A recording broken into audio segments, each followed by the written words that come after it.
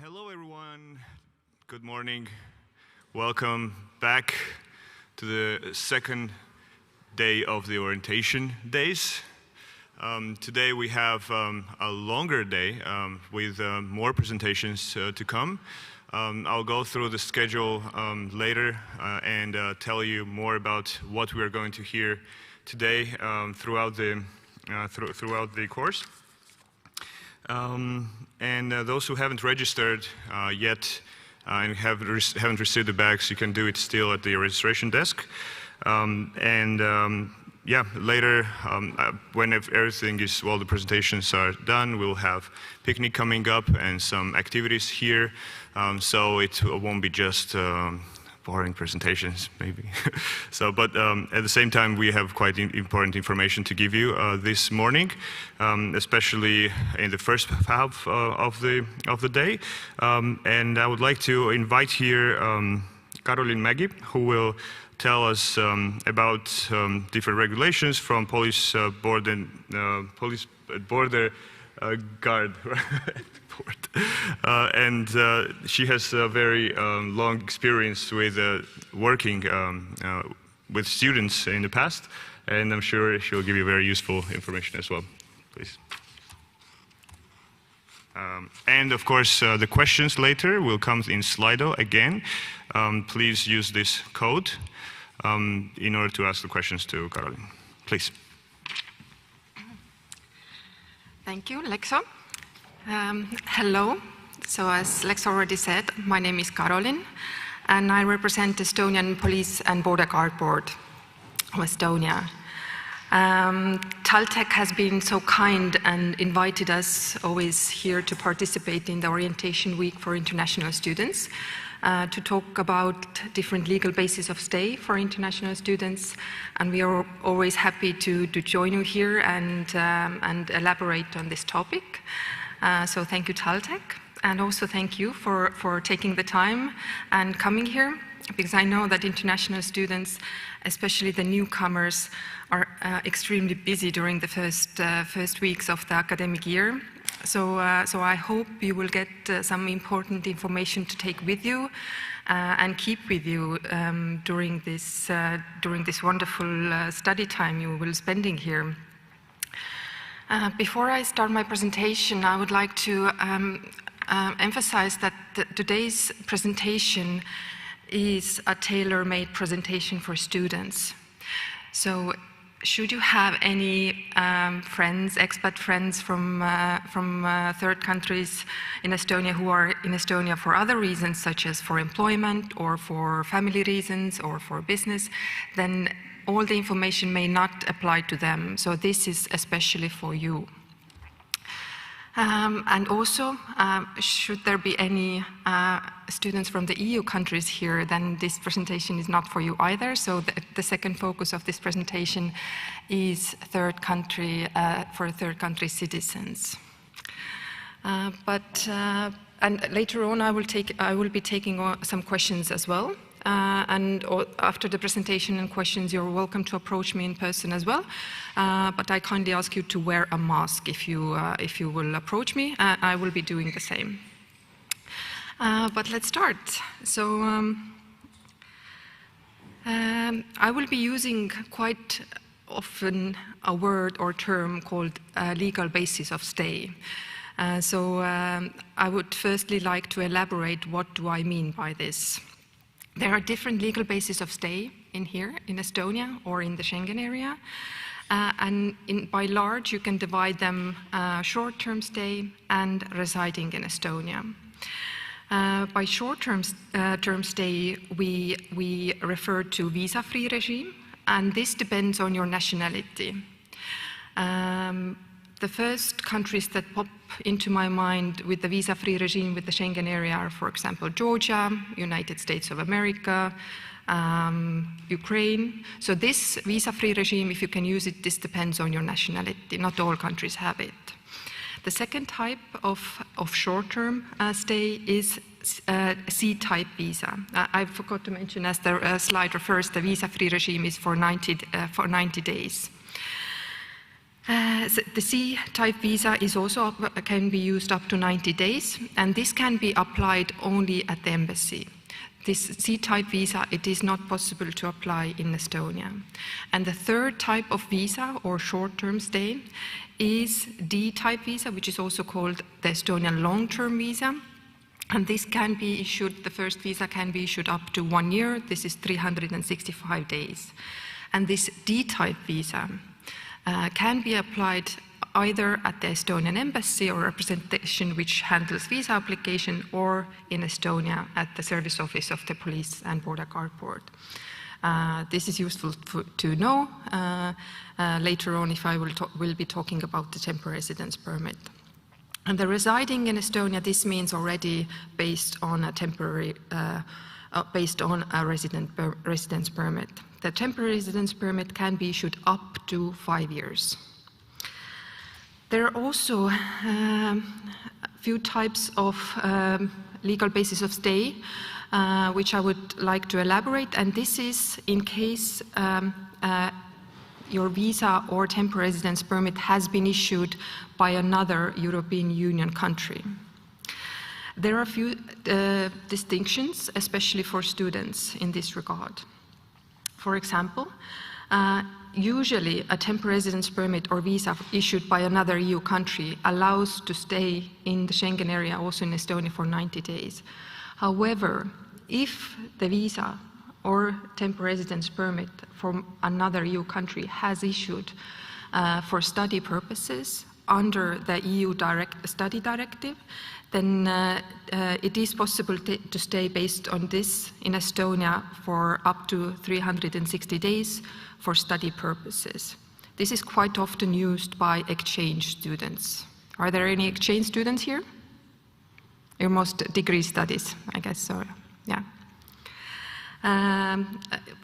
But in any case, if somebody is using, watching us online and using this, using this legal basis of stay, then it is allowed to work as well, and without any additional permissions. But the main purpose of staying and living in Estonia is studying, and usually then it is written student on the residence card or on the visa. So this slide is about when you have temporary residence permit or visa issued by another European country. So let's move on. Which basis to choose? In general, the general logic when choosing is if you stay in Estonia up to 1 year, you can use your visa-free regime or the D visa. If you stay in Estonia longer than a year, you should apply for the temporary residence permit. Usually the degree studies in Estonia, they are either 2 years, 3 years, or even more, so the temporary residence permit is the one that you should apply for. Quite often, and I'm sure some of you are already using this, the international students, they use this in combination. So this is the fastest track to Estonia. That first, international students, they apply for the D visa first, and then when they arrive to Estonia, then they apply for the temporary residence permit. So this is quite common, and I'm sure a few or most of you are already using this way. Now I would like to go over the details applying for the D visa and also applying for the temporary residence permit. So you know. I think that most of you will be applying for the temporary residence permit, but it is important to keep in mind the information about the D visa as well. And I will begin with the D visa. How to apply for the D visa in Estonia. And also, there are two ways. As I mentioned, where you can apply. You can apply if you're not in Estonia. You can apply at the Estonian Foreign Representation, which handles visa application. If you are already in Estonia, then you can apply at the service office of the Police and Border Guard Board. The D visa has to be applied at least 10 working days before the legal basis of stay ends, at least. For example, for those who are using visa-free regime, and the visa-free regime is about to end, then before it ends, at 10 working days before the visa-free regime ends, one should apply for the D visa. Before going to the service office, it is needed to fill in the pre-application form in the online environment. This is the first step, and the second step is you can go to the Police and Border Guard Board Service Office.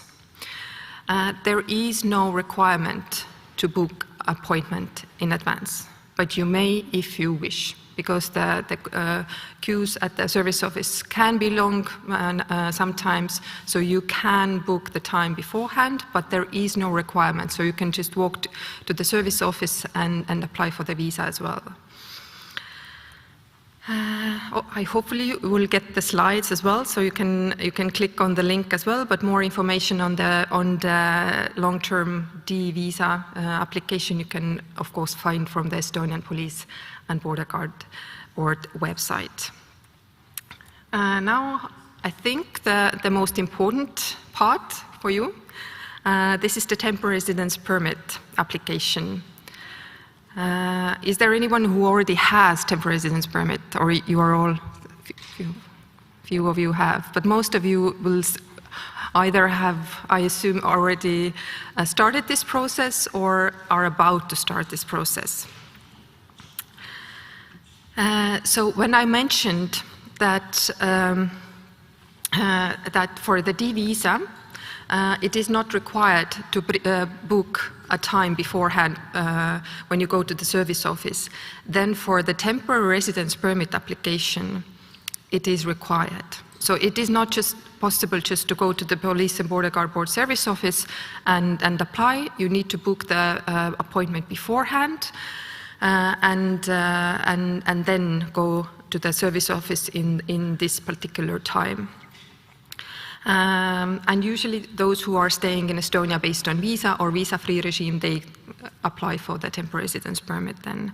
And you can see, you can book it online, or you just call in the general number of the police and you can book it via the phone as well. You need to apply it personally. So the time, the slot you receive, it is for you. It is not for anyone else.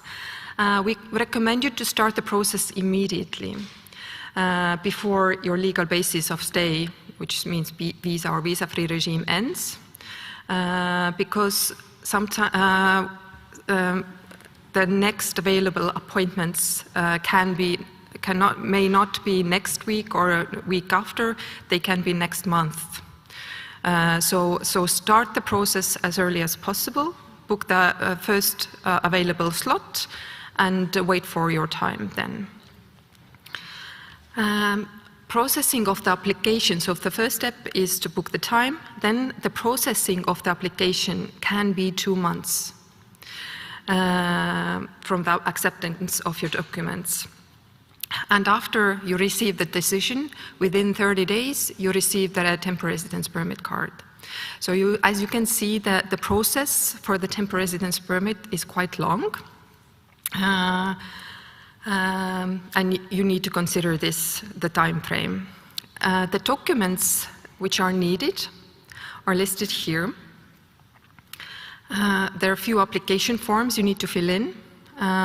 Completed temporary residence permit application form of your close relatives and family members, identity documents such as your passport, digital photo. The photo you can do in the service office. It's free of charge, so you don't need to bring or send your photo in this case. And document the payment of state fee, which is 64 euros. You can pay the state fee at the service office as well. This is the part we get quite a lot of questions, so I would take a moment to elaborate a few things regarding health insurance and legal income in the process of your temporary residence permit application.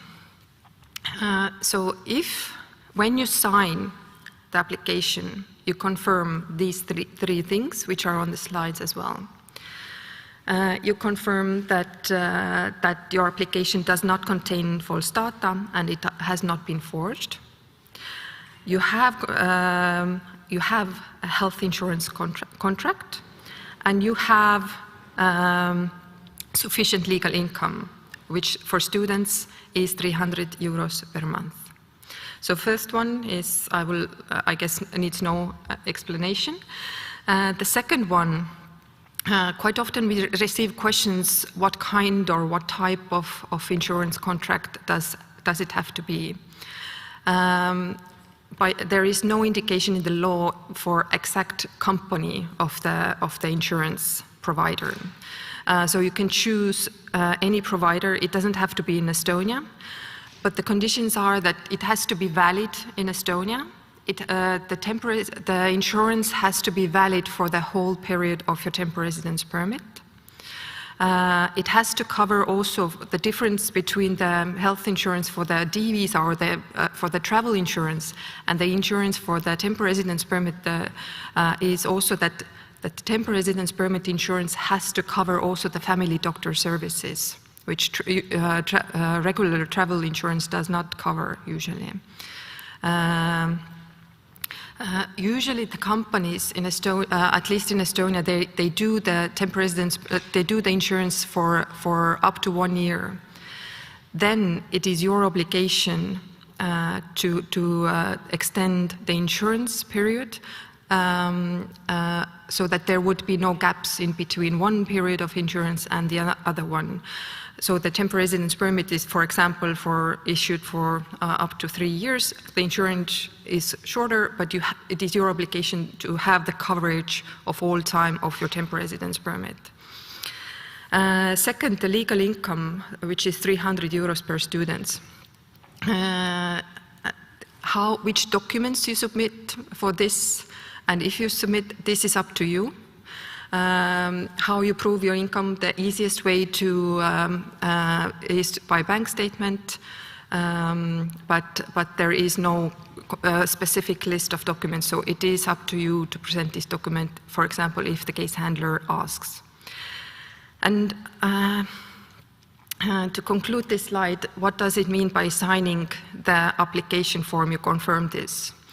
This means that there is no obligation to submit these documents, but you may if you wish. So you have to submit these documents, but you don't have to submit these. However, you sign the application form and you confirm that you have these as well during the validity of your residence permit. In case, so I mentioned that temporary residence permit application takes 2 months. In case the case handler asks these documents and for example, if you didn't submit them at first, then it is your obligation to send them to the Police and Border Guard Board, to the case handler, to reply to this email. But there is no obligation to submit these documents, but you may if you wish. And yes, the case handler might ask additional questions, also regarding your legal income and health insurance. What is important to note for international students from third countries is that the fact that you have applied or you are planning to apply for the temporary residence permit does not grant you a legal basis of stay in Estonia. Maybe in some other countries it may so. What does it mean? That when I was talking about the long time frame of applying for the temporary residence permit, then you have to cover this time frame with visa or with visa-free regime. So as I mentioned, maybe the first you book the appointment, which may be next month, then 2 months approximately can be the processing of the application. So for the whole period, you have to have either visa-free regime or D-visa to cover the time in Estonia.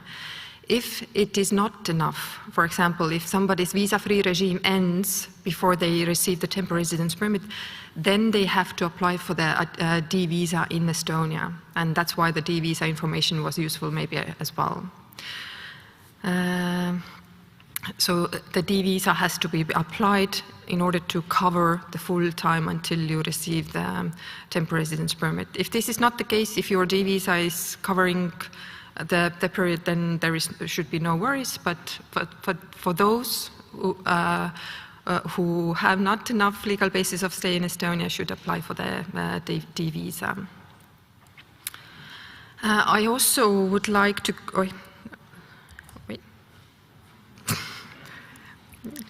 Whoops.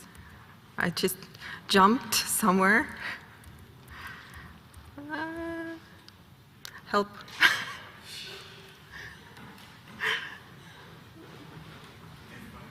I probably go to... Thank you. Oh, sorry, I apologize. Documents needed. These are the documents that you need to submit, but your university TalTech also sends invitation for you to the Police and Border Guard Board, but your university does this for you directly. So it is not your obligation to submit this invitation by the university, but just wanted to mention this as well. A residence permit for studies can be issued up to 5 years, but for international degree students, it is issued for the nominal period of study.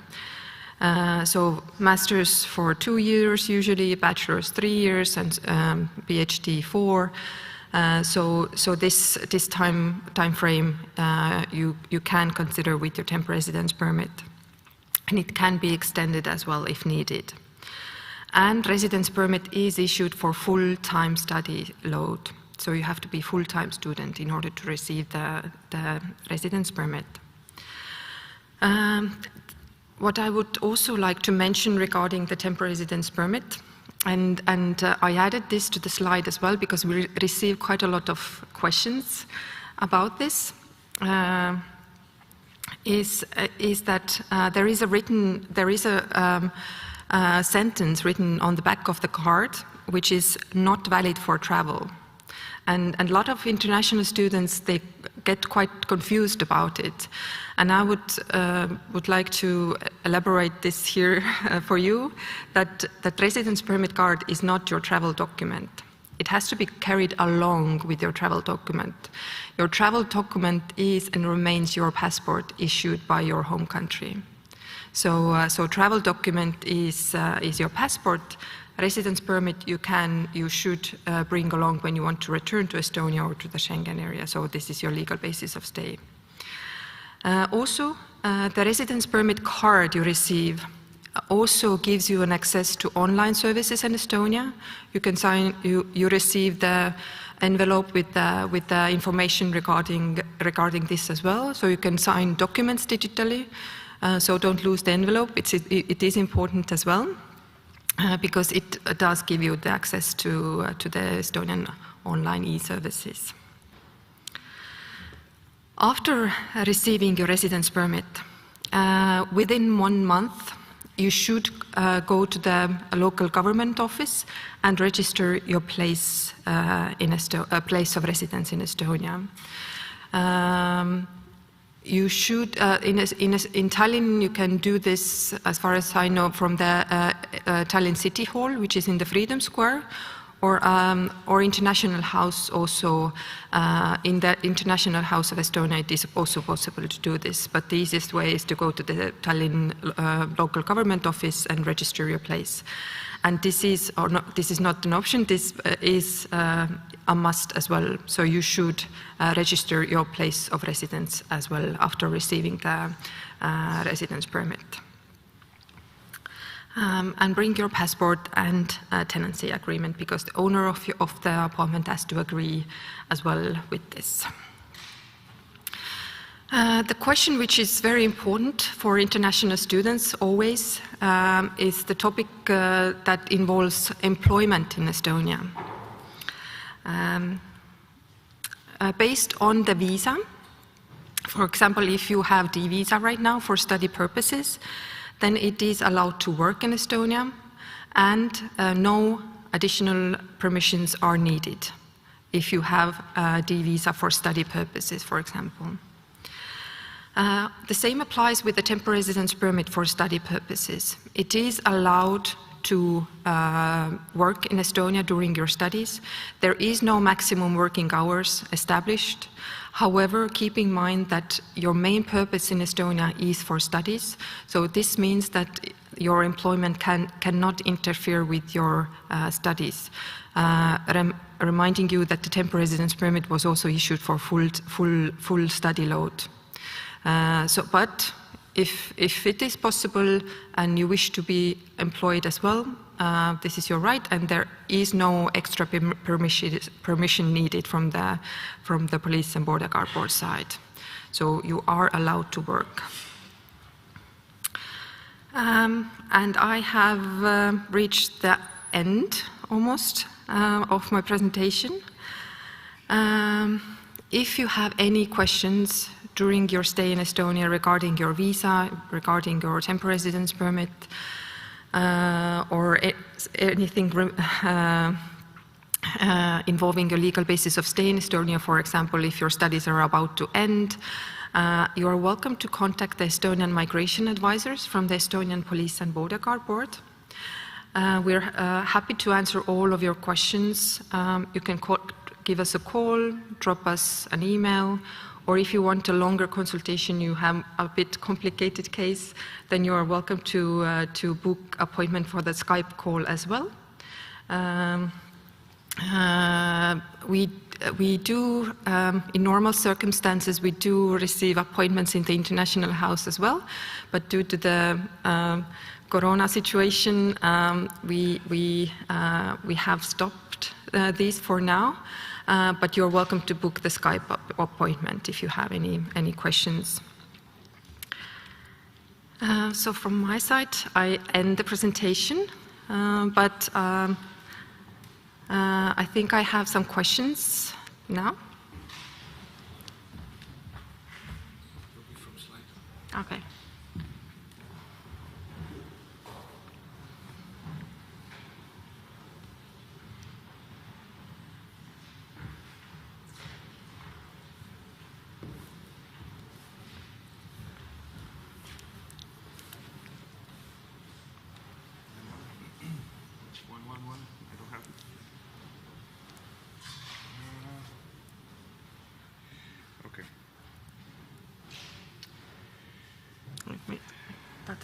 You want to use this one?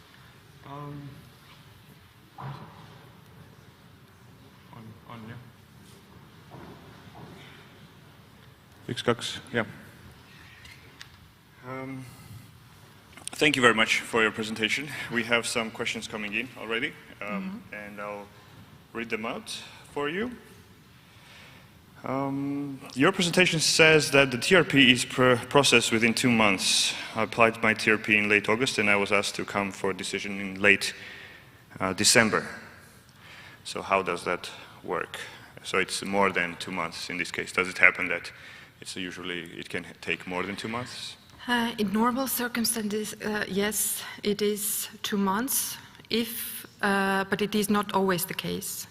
If the case handler at the Police and Border Guard Board has additional questions, asks additional documents, or then the time can be prolonged due to this. So it can be longer as well. So that's why the D visa information is important as well. So if the process becomes longer and your case handler contacts you for some reason, then nevertheless you have to cover the time with the visa or visa-free regime. But yes, the process can be longer than 2 months as well. In average, it's 2 months. Mm-hmm. Is it possible to provide financial documents for TRP in any other language, or do they have to be translated in English? Well, the Police and Border Guard Board accepts documents in English, Russian, or Estonian, the official documents. So we recommend the documents regarding the legal income should be also in these languages. Otherwise, the case handler may not understand the documents. Okay. Can we open a bank account without TRP, or need to wait until you get TRP? I'm afraid I cannot answer this question because this is decided by the banks on what conditions they open bank account for the international students and overall international residents in Estonia. But as far as I know, then yes, the temporary residence permit is needed. But this exact information can be provided only by the officials from the banks. I already got my Estonian ID code before the TRP. Do I still have to go get a new Estonian ID code once I get my TRP? Yes, with the temporary residence permit, you also receive your Estonian ID code, and this remains with you of all times. For example, if you after your studies, you decide to apply for a new temporary residence permit, then your ID code remains the same. In applying for a TRP, does your insurance contract have to be valid for the period you intend to stay in Estonia, or you just need to have the insurance contract? So as I mentioned, yes, it is, you sign the application for the temporary residence permit, and you confirm that you have health insurance in Estonia for the full period of your temporary residence permit validity. If your contract is, for example, for a year or a bit less than a year, then it's your obligation to extend this contract. So there would be no uninsured days during the validity of your temporary residence permit. Are there any extra documents required for persons under 18? Sorry, person? Any extra documents required for persons under 18 age?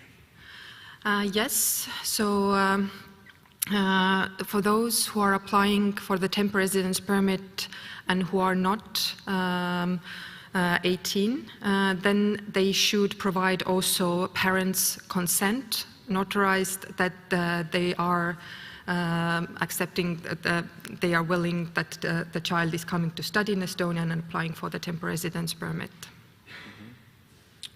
And there are some, the case handler might also ask explanation who is responsible for the underage person who is responsible for he or she during the stay in Estonia. Does our residence permit allow to travel in other Schengen countries?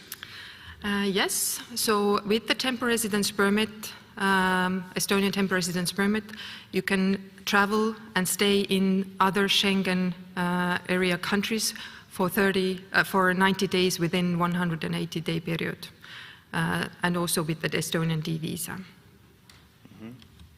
Regarding inviting spouse from third countries, police and border guard says it is permitted if they have taken both doses of vaccine, but the embassy does not accept spouse applications.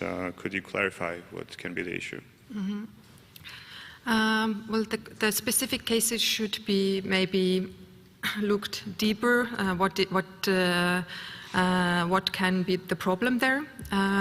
Right now, all vaccinated third country nationals can cross the Estonian border. So if the family members are vaccinated, then it is possible for them to cross the border as well in case they have D visa or temporary residence permit, meaning legal basis of stay in Estonia as well. If they are not vaccinated, then it is possible to come to Estonia only in this case if the student or the inviter has temporary residence permit.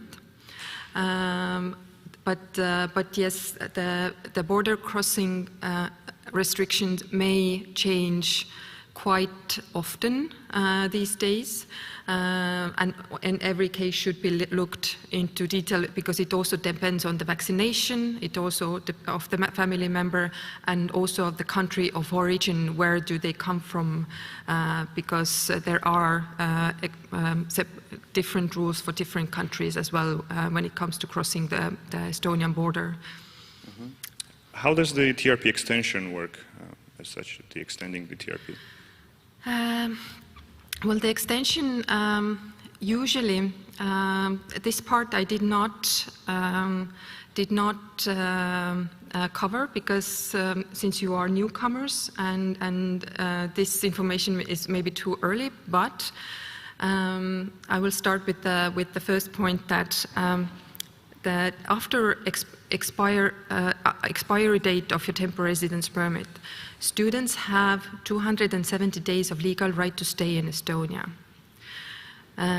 which is approximately 9 months. So if your temporary residence permit expires, so the expiry date, then automatically for students it is 270 days of legal right to stay in Estonia, where you can study, you can finish your studies, you can search for, this is up to you how you use this time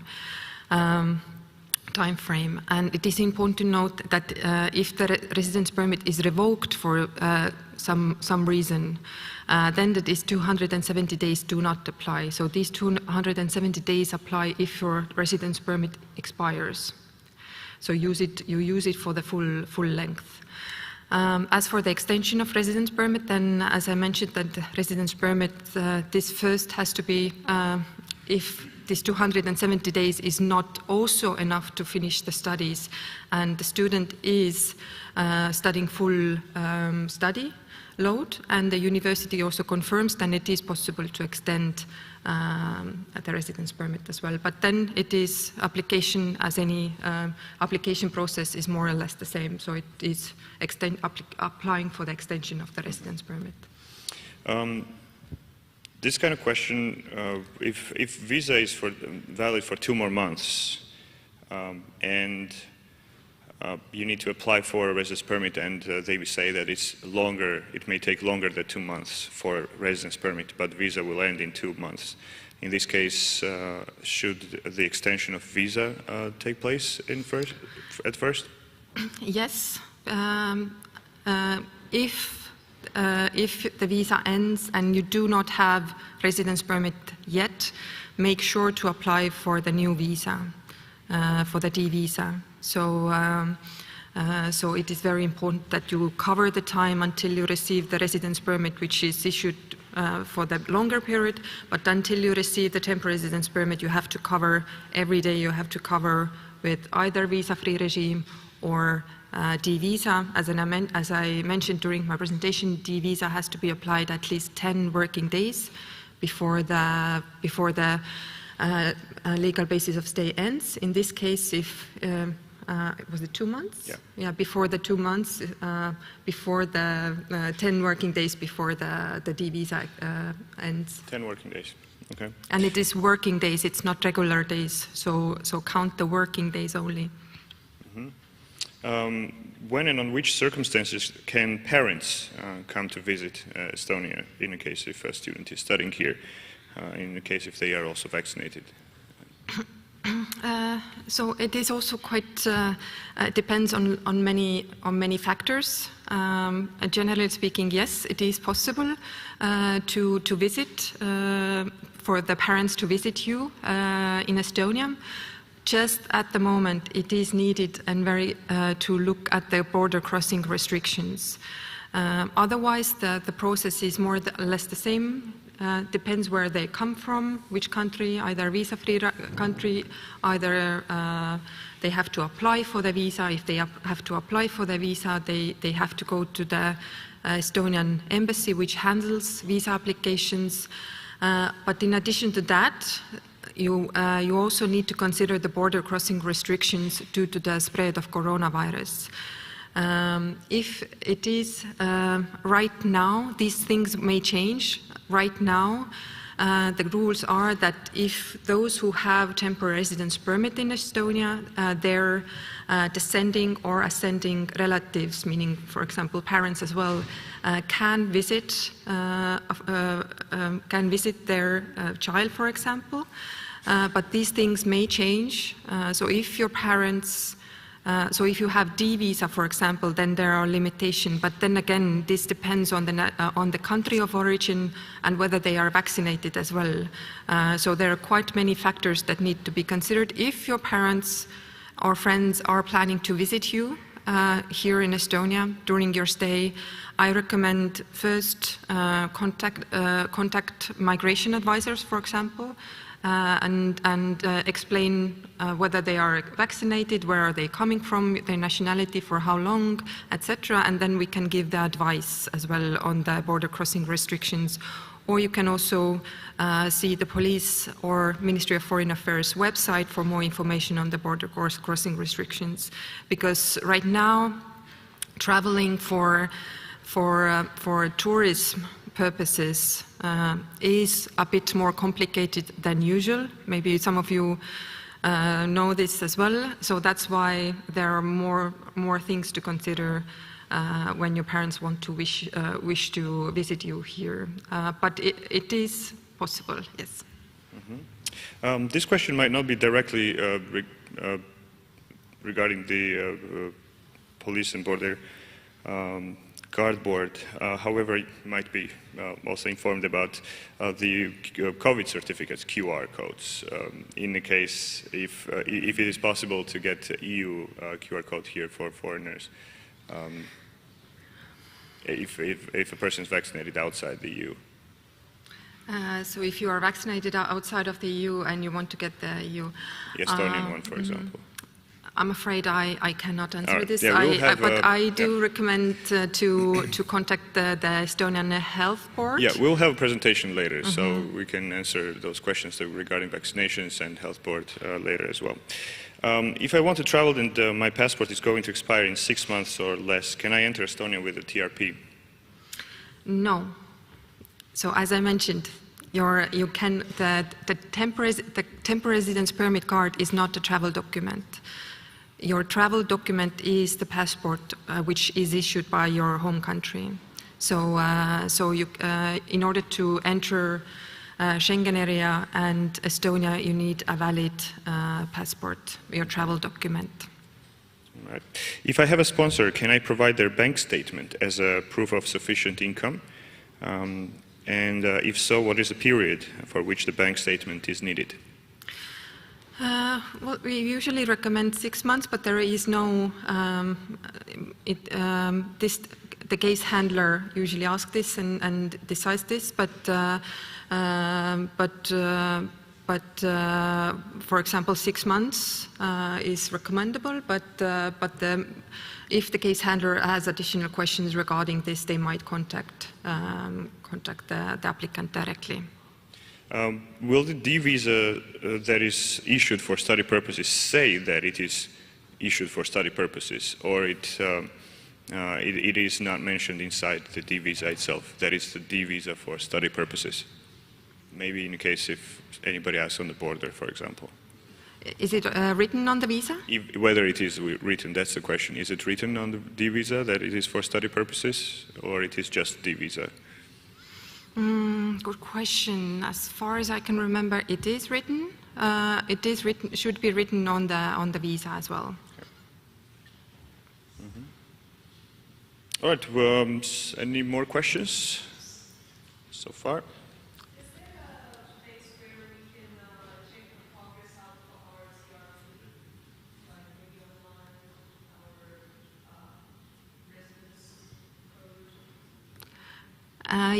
Whether you can check the status of your application? It is not possible to check the status of your application, because when you submit your application, you get confirmation on that you have submitted. However, in what phase or what status you have, unfortunately, this is not possible. So you should consider the 2 months, and if the case handler contacts you, you should pay attention what are the questions or inquiries, but otherwise just wait for if it is 2 months, then it's the normal application period, and you should just wait. Any other questions? Some banks, banks in Estonia need TRP for opening bank account, as was mentioned earlier. If the applicant couldn't provide that, how can we assure the police of having enough money? Well, it probably needs to be in an account back in a home, right? In a bank account not in Estonia, but then yes, you should take if you want to. If this question was regarding the sufficient legal income, then you should indicate the bank from your home country, the bank statement. There are a few questions about the embassies, but yeah, these are all the issues that need to be addressed directly to the embassy wherever the documents are applied for. Right. Do we have to carry passport around when we are in Estonia, around Tallinn as well? We will have also a presentation later about these kind of questions, and we'll answer those as well.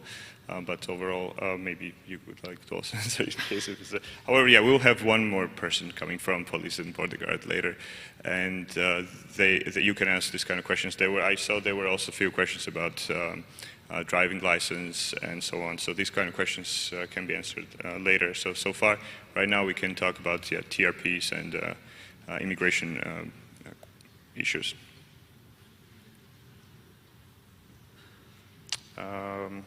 About the health insurance that can be used for TRP applications, which health insurances are possible to use? It is not possible for me to say a specific company, but because it can be a foreign company as well. In Estonia, the bigger ones are Inges, Ergo, Salva, If insurance, but it does not have to be those. It can be a foreign company as well. What I can indicate is also only the conditions that has to be fulfilled by the insurance. As I mentioned, it has to be valid in Estonia. It has to cover the family doctor services. The coverage, as I remember, if I remember correctly, is minimum 6,000 euros.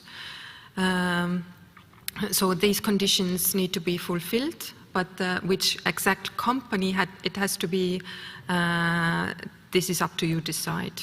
It doesn't have to be an Estonian company, it can be a foreign company as well, but it has to be valid in Estonia. Mm-hmm. Thank you. We can take a couple more questions and we'll wrap it up then.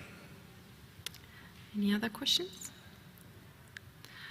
Okay, so, but if there are no questions, as I mentioned, you can approach me if you have any specific questions, but otherwise I wish you all the best for your studies. Good luck. It will be amazing years ahead, and thank you for coming.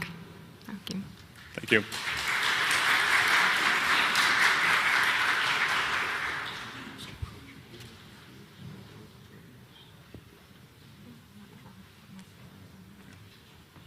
All right. In a case if you have also more questions, you can approach Caroline here. Please also wear a mask when doing so. We can take for this maybe about 5 minutes, and then we will continue, like 5 minutes break as such, and we'll continue then. Also, we'll have EU and exchange students joining us very soon, and we'll continue with the presentations. So don't go too far, please.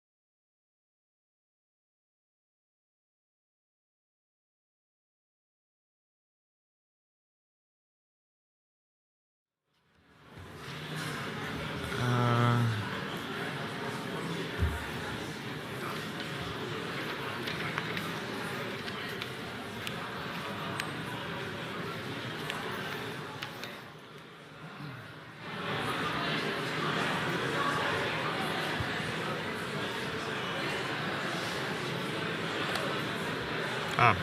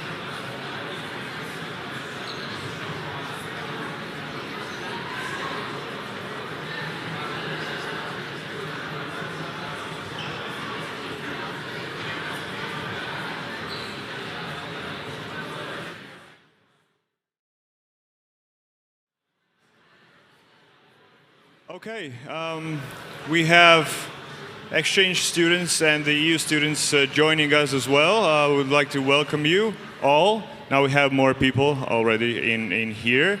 And before we move to the next slides, I would like to do just a wake-up energizer. Yay. I would want you to all stand up, all of you. Okay. And make some room in front of you a little bit so you have a space. Okay, I want you to repeat after me, but first I'll show you what to do. And after we do exactly how I say, we'll be able to say one word, one very magic word altogether. Okay, so the first word, and what you need to do is ass, and you need to touch it. All right? Then goes to toe, right? Then goes to knee and eye. All right, let's try it together. And say it after me, repeat. Ass, toe, knee, eye. All right, let's do it faster now. Ass, toe, knee, eye. And faster now. Ass, toe, knee, eye. Ass, toe, knee, eye. Yay! We did it. Thank you.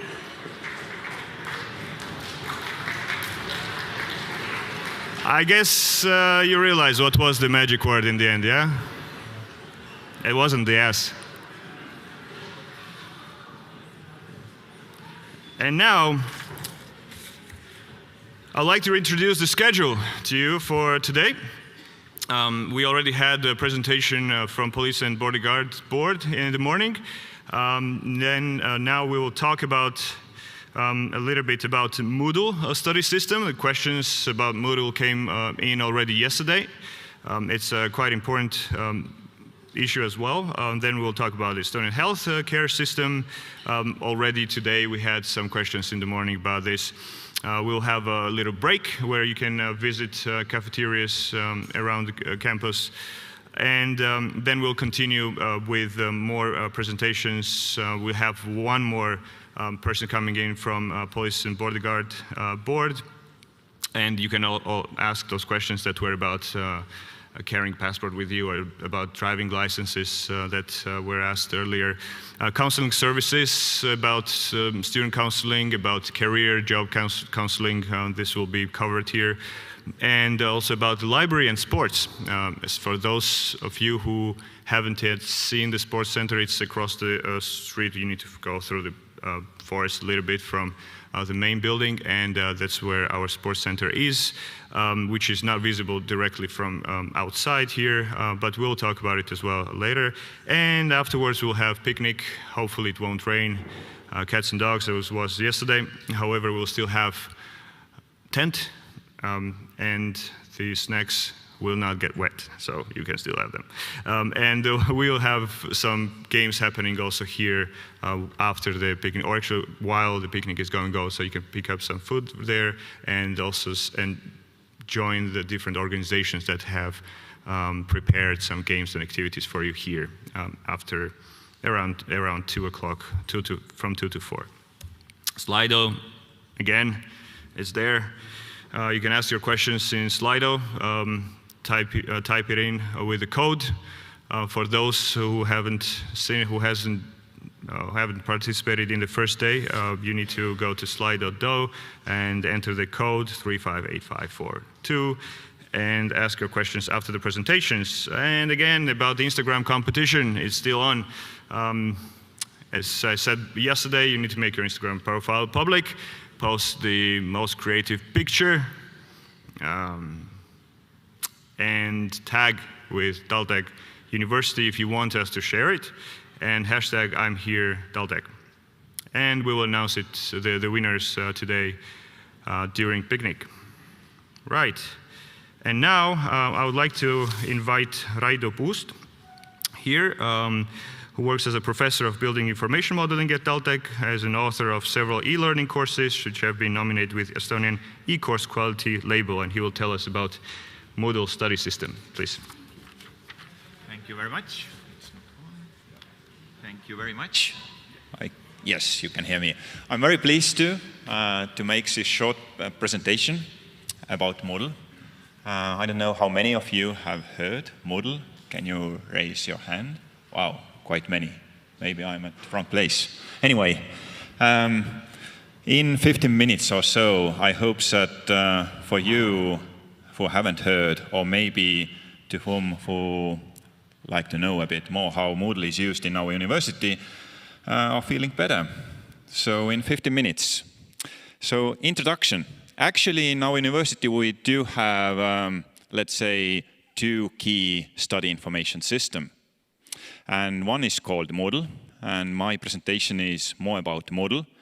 But in the end, I will also briefly touch another study information system, which you have heard maybe already. It's called Study Information System. Yes, magic. And you can see also 2 images. On the left-hand side, you see entrance page to Moodle, and on the right-hand side, to Study Information System. And don't worry, if you haven't, you probably will hear a bit more about Study Information System itself as well during those days. But Moodle, as many of you may know, it's a free and open source e-learning environment, and it's really used by many, many different universities in the world. And as said, it's used for learning and distance education, flipped classroom, and as such. And our university is using our own Moodle platform. So, which means that it's accessible to our students and teachers, and you do need to get ID to get to different courses. And of course, because it's in a way it's a free and open source, and it gets updated all the time. Also in our environment, it will be updated yearly basis, which means that different functionalities, possibilities will be added. So keep an eye on that as well. Even user interface may change sometimes. So how to access to Moodle? It's really easy. You can find the link also from a main web page, but you probably can remember it quite soon that it's moodle.taltech.ee. And then obviously, if you don't know Estonian yet, then please select English from the top right corner. And then you see user interface in English. Shouldn't be a problem to find it. And then what is more important is to be able to access the Moodle, you do need to have a TalTech UniID. And again, I will briefly touch UniID in a minute, but this is a key identity that you can access Moodle, yes? And also you have a help button available to get more information if you are in trouble. So what is UniID? Again, I hope that it's not first time for you to hear about UniID, but this is a digital identity in our university. So it's personal digital identity, and it enables you to access different IT services in our university. Is it a classroom computer? Is it library service? Is it a Moodle? They all will be accessed by this unique UniID. And I hope that you already have it, or you have get information already through email. So then you can access also Moodle. And if you do need to change your UniID username or password, you can do that at the following web page, which is available on the right-hand side, pass.ttu.ee.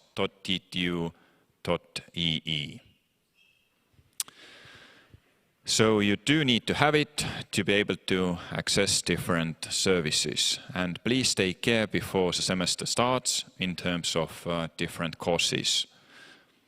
Now, after login to the Moodle, yes, using your UniID, you get your personal view of your Moodle desktop. And it's quite simple to get used to, because it may look quite empty at the first end. Meaning that because you haven't registered to any courses yet, you probably don't see much courses, yeah, or many courses. But what can you do before you start enrolling to the courses? You can check your profile. You can add information if you want to your profile. You can also access different courses later on if you have enrolled one, yeah. And you can see the list from the left-hand side, and also keep an eye that this list or a menu item can be hidden and made visible again. So it's a kind of rolling bar. But you also see your registered courses in the key area in the middle, this white area. In here you see different courses to where you have accessed or enrolled. Now, all compulsory subjects do need to have a Moodle course page. So each course or compulsory subject should have a Moodle course page, and in rare cases it has been made available through other systems. So you should find most of relevant information about your courses from the Moodle. Most of your courses, yes. And before you start using Moodle or to enroll to your courses, you need to generate or create your study plan. And for that, you are using study information system. So this is the key of the difference, yes. You start this key study information system in where you generate your study plan. And once you have a list of courses, then you start to register to different courses in the Moodle environment. And today you have to enroll to each and every course separately. So teacher will give you enrollment key to access his Moodle course page. And from where you get this registration, obviously teacher lecturer will give it at his first lecture or webinar, whatever the case. And if you miss it, then you should ask it from the teacher directly. Nobody else knows usually this enrollment key. Maybe your group student as well, because this enrollment key is not something special. It's usually used per group or per subject, meaning that it's the same for a group of students or to the full group of registrants. But it's shared by the teacher, and you should ask from the teacher if you miss it. Now, if you enter to the Moodle, and if you don't see any courses, you can search different courses. And you can get, let's say, basic information about that course. But another possibility is that the teacher will directly share a link to that course, which is openly available. Yes, and if you get the link, you just need to input enrollment key. And I will show you sample images as well, how you can input this enrollment key. But the link itself could look like this, that different courses just do have different ID numbers. But this is a link which is shared by you, and each course has different ID number at the end, yes? And once you get this direct link, you also should get enrollment key. And then you connect those together, basically, yes? For example, if you click on that link, which I showed you before, or any other link, then you should see just basic information about the course. You can't access study materials yet because it's locked, meaning that you have to enroll to the course and then you see materials and do activities. But what you see is that down below you have a little box, enrollment key, and into this box you enter this enrollment key. You have to do that only once. Once you have done it, then you can access it later on, tomorrow, week after, and as such. And yeah, sometimes there are different boxes. Then you have to take care that, okay, to which group you will be registered. So please be careful. And again, please remember that if you can't access the course, please contact with your teacher, lecturer. But a different example, sometimes you can directly access the course. Again, similar link will be shared as shown you before, and you get the feeling that, okay, I'm enrolled automatically to the course. It's not the case. It's because teacher has been made available the course materials for a Quest user, but you are not enrolled. And this is, each semester I get quite often such questions that I can't access this and that, but I feel that I'm enrolled. Probably they missed the enrollment itself, and you can always check that if you are enrolled, then you don't see these options that enroll me to the course, yeah? So if you click this link, you get similar image as before. You input enrollment key, and now it's done. So different versions how you can basically enroll. And obviously, just a couple of words that the key difference once you are enrolled is that you can start to do some activities. Even if you can read some study materials like PDFs or check some videos, you can't, without enrollment, you can't do quizzes, you can't present your homework as such. So if you miss those options, then most probably you are not enrolled into the course. Very easy to understand.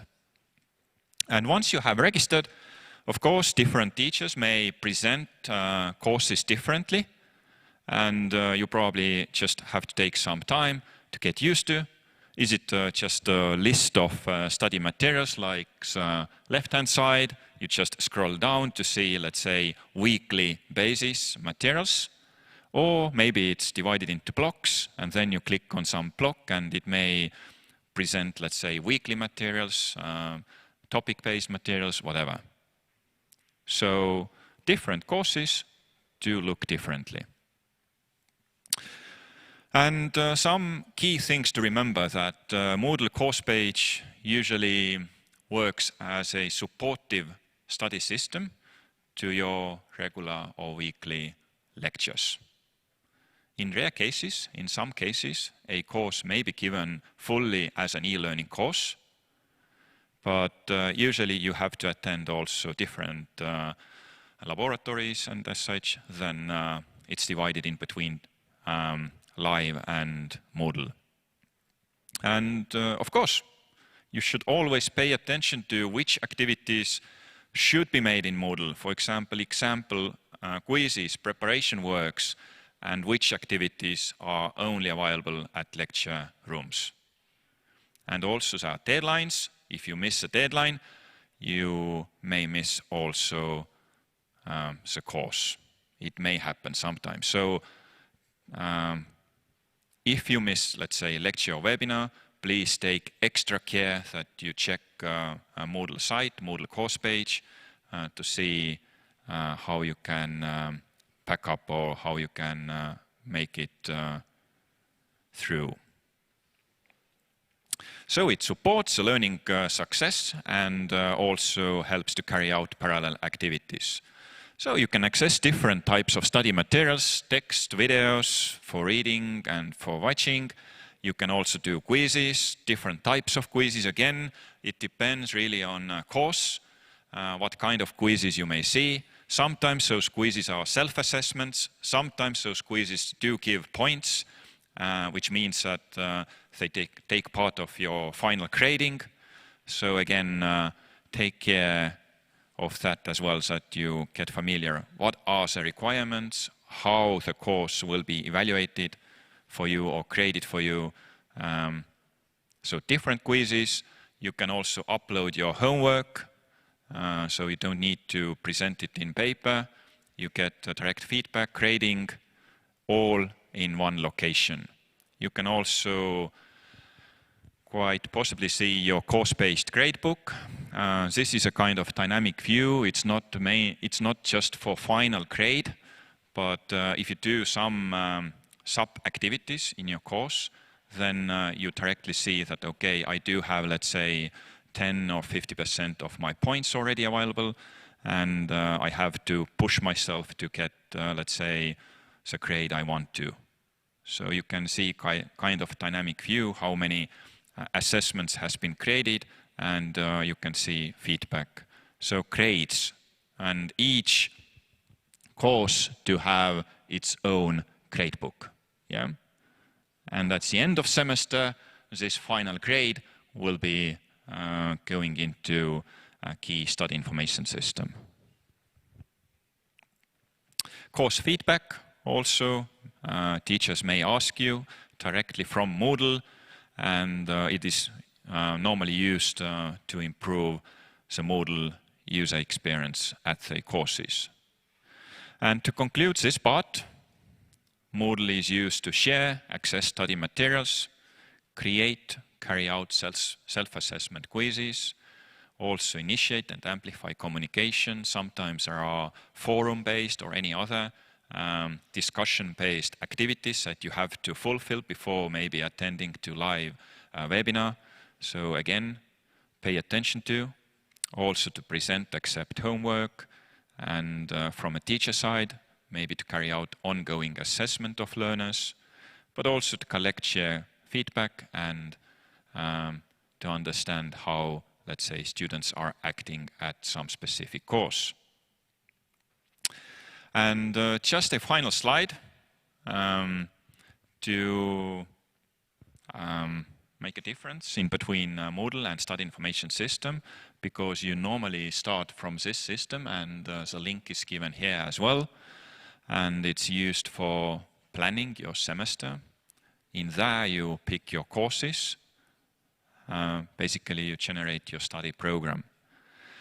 And in here you also see your final grading.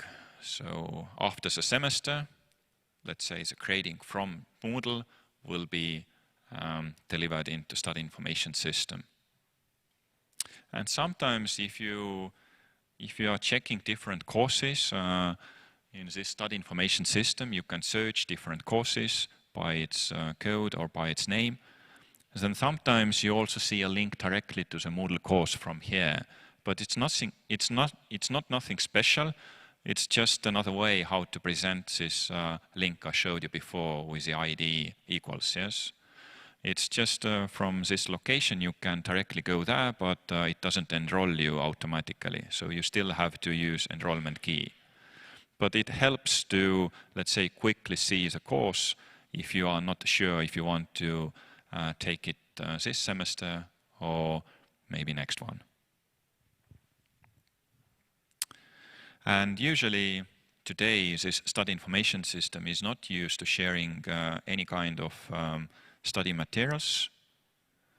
Sometimes you may find some PDFs from here, but usually a Moodle is a key platform to share different study materials.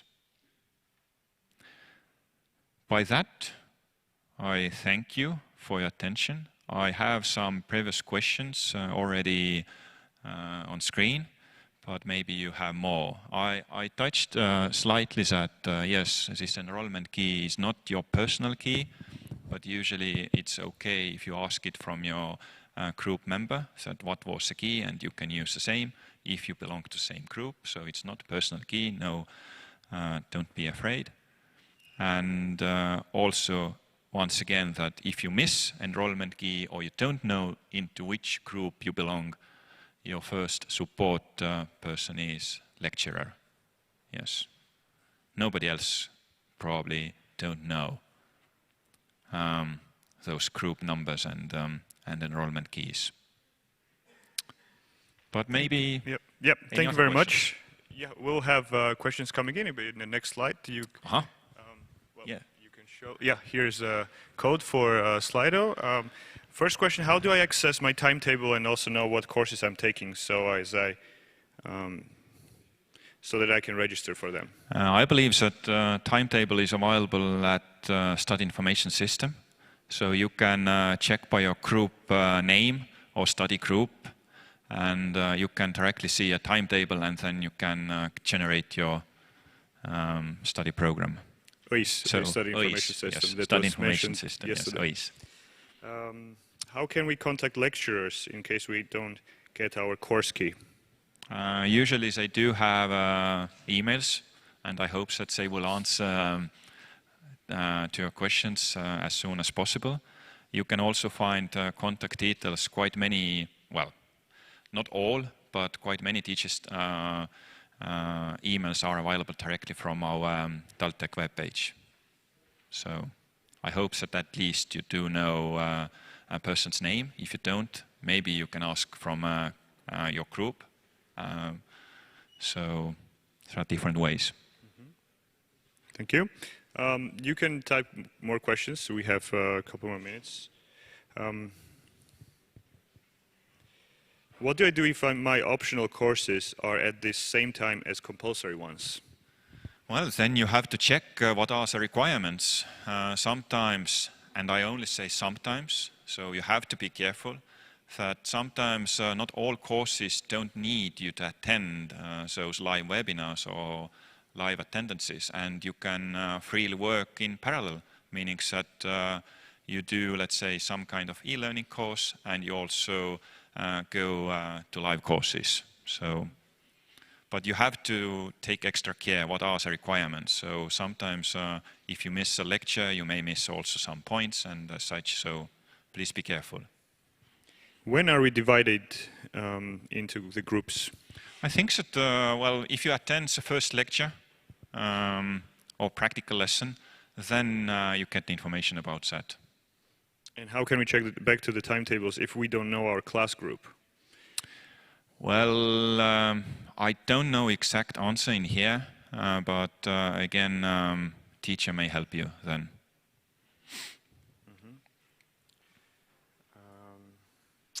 There was a repeating question, how do we know which study group we belong to? And if any course is written in Estonian or English, does it mean it will be taught in English or in Estonian? If it's written Estonian/English as a course, does it mean that it will be taught in English or in Estonian? Well, difficult to answer. It may depend if this course is delivered at that semester in both languages. I know that sometimes teacher has prepared study materials in both languages. Maybe it's English, maybe it's Russian, but anyway, it will be delivered probably in one language at one semester. So maybe there are some study groups that you can pick, but I don't have any good examples on that, so I don't know exact answer. Yeah. There are more questions about OIS, but yeah, we now focus more on a Moodle system here. But again, some courses are not appearing in OIS, so they have no schedules. How do we find the details about those courses? Well, the best bet is that you attend the first lecture. Well, is that how it was, or how it has been historically is that you get first impressions from your first lecture if you don't have any information available from the web or from the Moodle or, yeah. Practical and practice and lecture of the course are connected into the one course. Are they connected in the one course in Moodle? Well, I know rare cases that if we talk about a very big subject, let's say physics, mathematics, and also in economy may have, that they do have, for different groups, they do have different Moodle course pages. And the reason is that teachers do have a simple way to build up for different groups.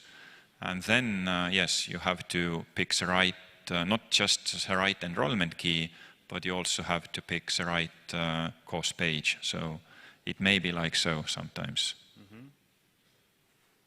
If we already submitted our study plans, can we already go to Moodle and register for the courses? Well, I say that you can always register to the Moodle course in those first weeks. What I do, for example, is that, let's say, after 2 weeks or so, I will double check OIS or Study Information System and Moodle, and I will remove just those students who are not registered in a key study information system.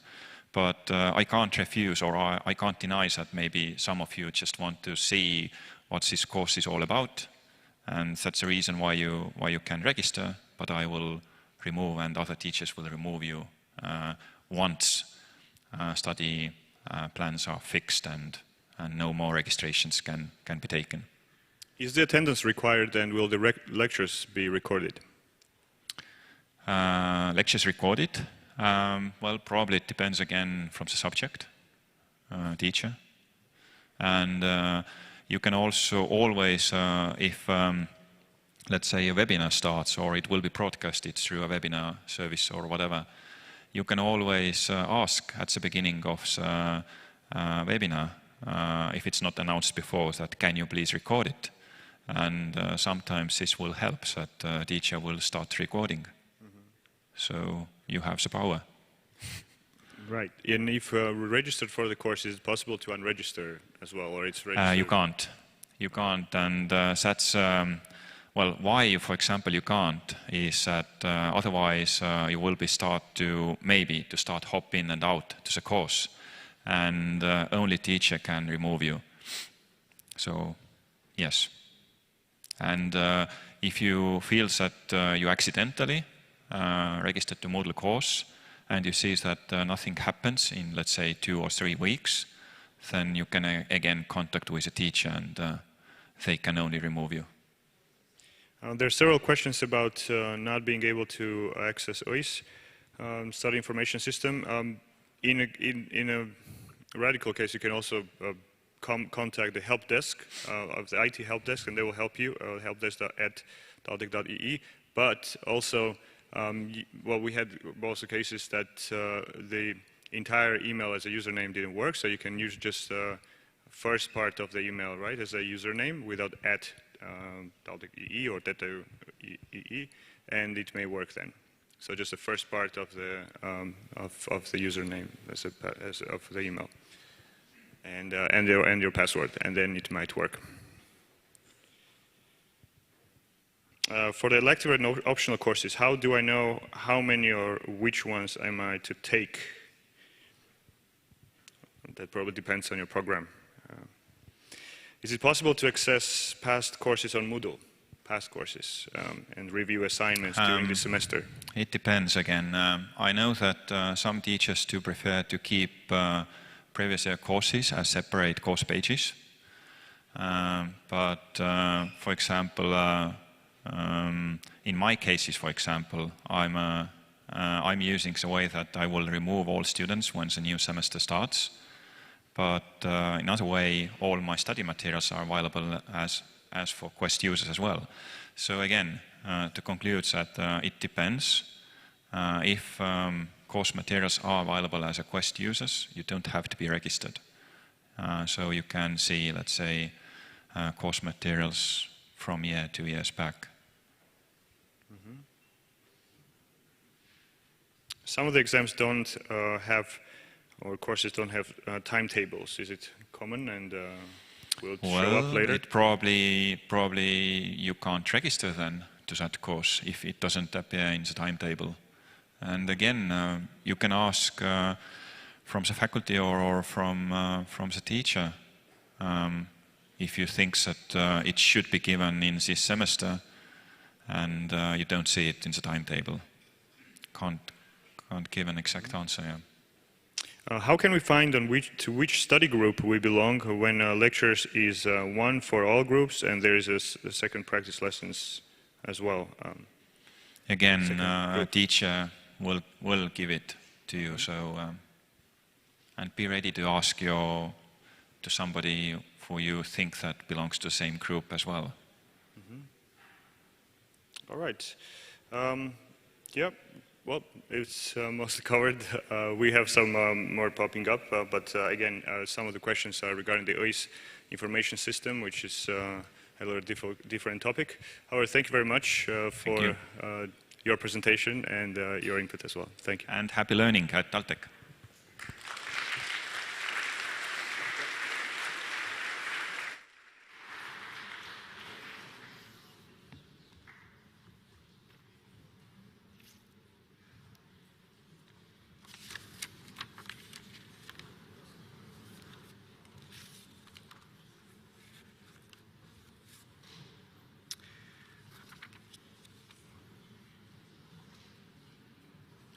All right, for now, next presenter will tell you about Estonian health care system. I would like to invite here Kai Imarinen, please.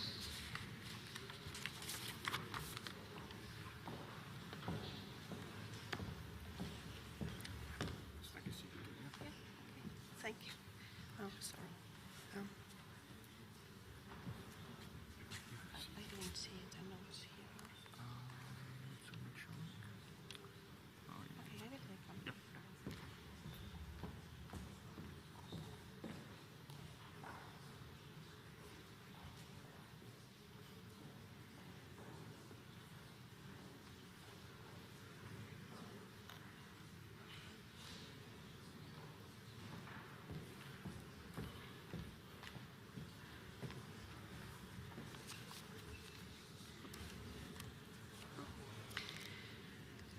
Good morning.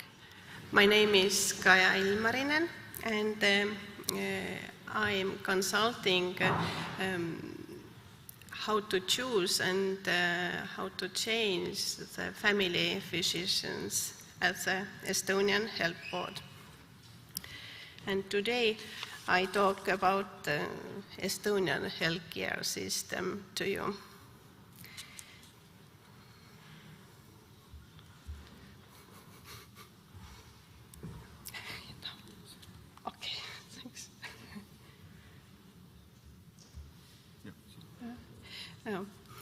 Thank you.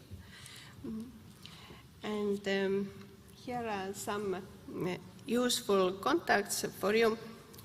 I recommend to start seeking information about the Estonian health system from Haigekassa, Estonian Health Insurance Foundation, who covers financing activities for the healthcare services like sick leaves, maternity benefits, and other payments. And then another important contact maybe for you is my employer, Terviseamet, the Estonian Health Board, supervise most of the legal framework behind health care services in Estonia, like manage family doctors, directories, and primary care-related availabilities and legal issues, registers new healthcare workers, and issues licenses for providing healthcare services. Also provides guidance for communicable disease control like COVID-19 also, and regulates chemical and product safety, supervises medical devices, and also does different physical and chemical measurements for safety.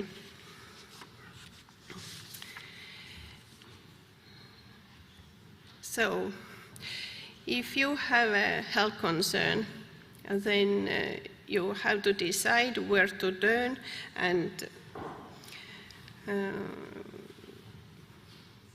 how to act. So, if you have acute health conditions, please contact emergency room or call 112.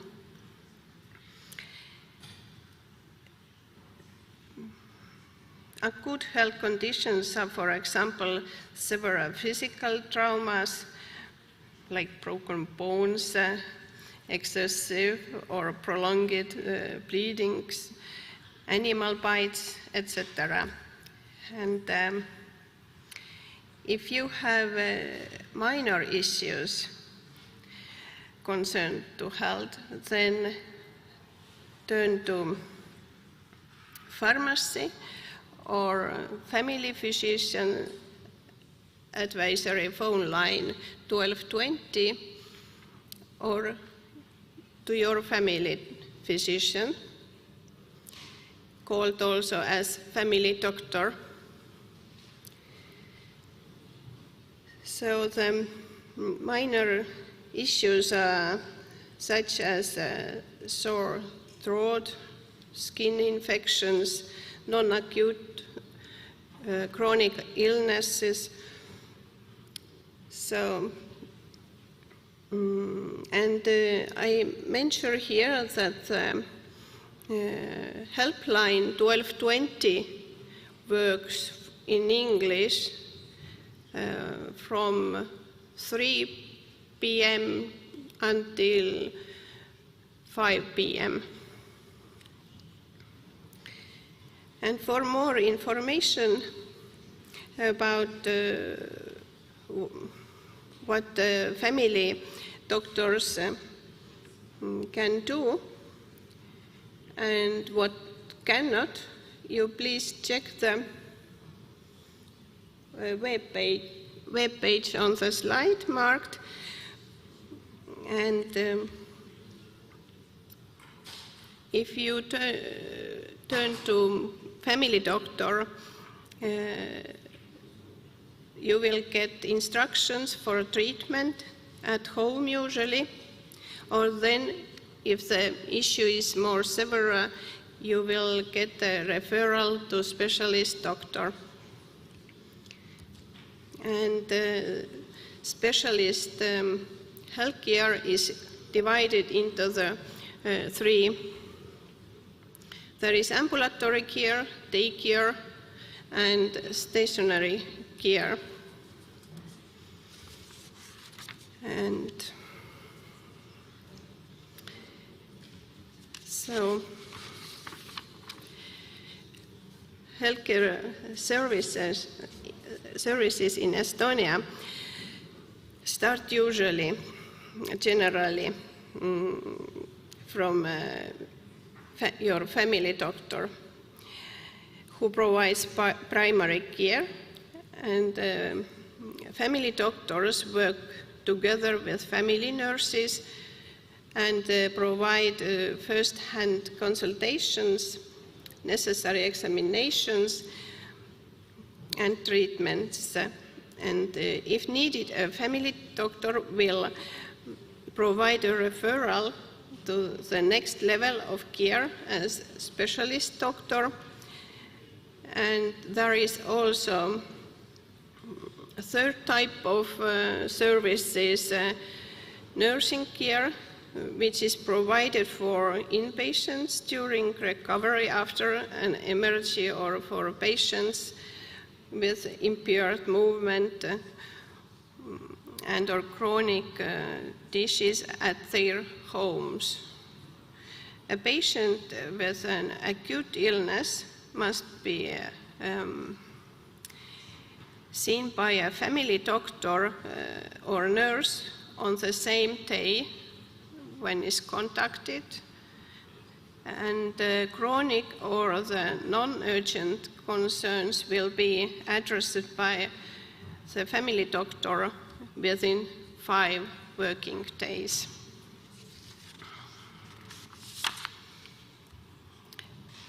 So, as said before, everyone has in Estonia family doctor. In case you have Estonian health insurance, the family doctor's services are free of charge. So, but how to get the family doctor? It is not automatically assigned. Family doctors have patient lists and service areas. For instance, towns, city districts, local municipalities and streets even. So you have to select a suitable doctor for yourself and submit a signed Estonian application to the family doctor you have chosen. And I just mentioned that you have to submit the application in Estonian, but in HealthPort's website you can find supporting information how to fulfill Estonian application also in Russian and English. So,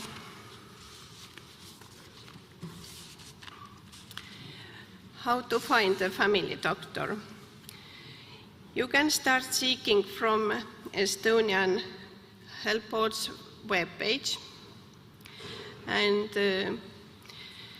there is public family doctors register. Here, this kind of. And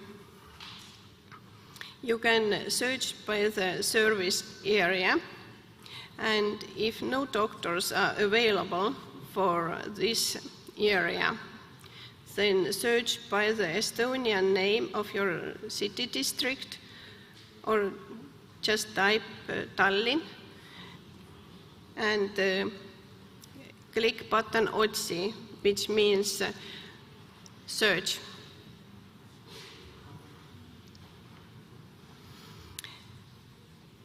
Then the list of family doctors will appear, and you can see their patient list sizes and contact informations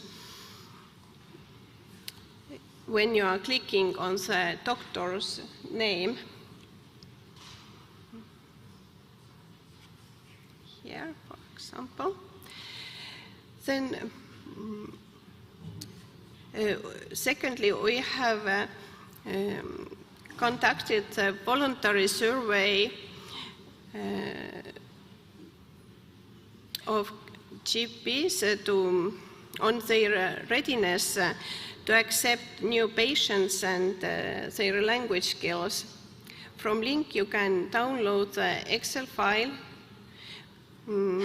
Unfortunately, the table is in Estonian also, but perhaps your friends can help you to understand a bit Estonian.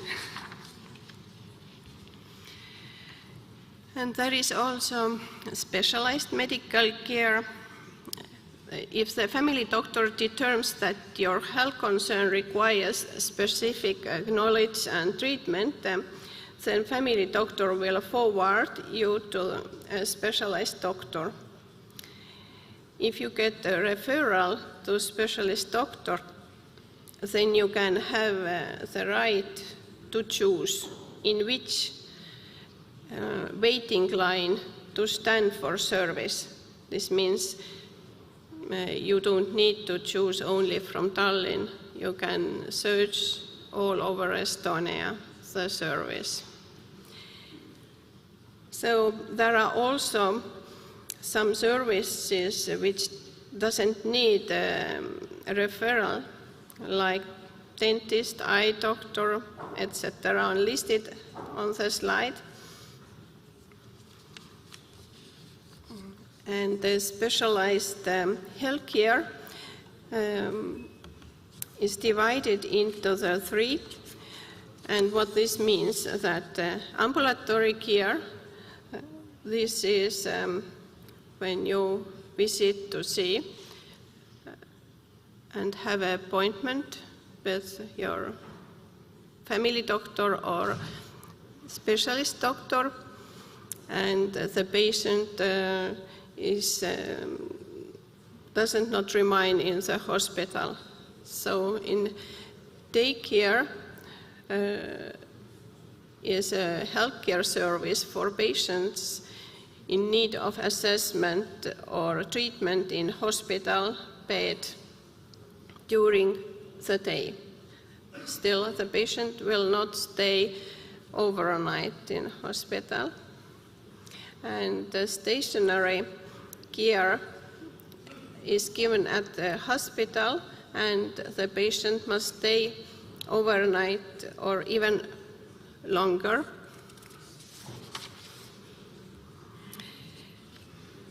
We have also private medical care, and the advantage of the private health care obviously lies in shorter waiting times.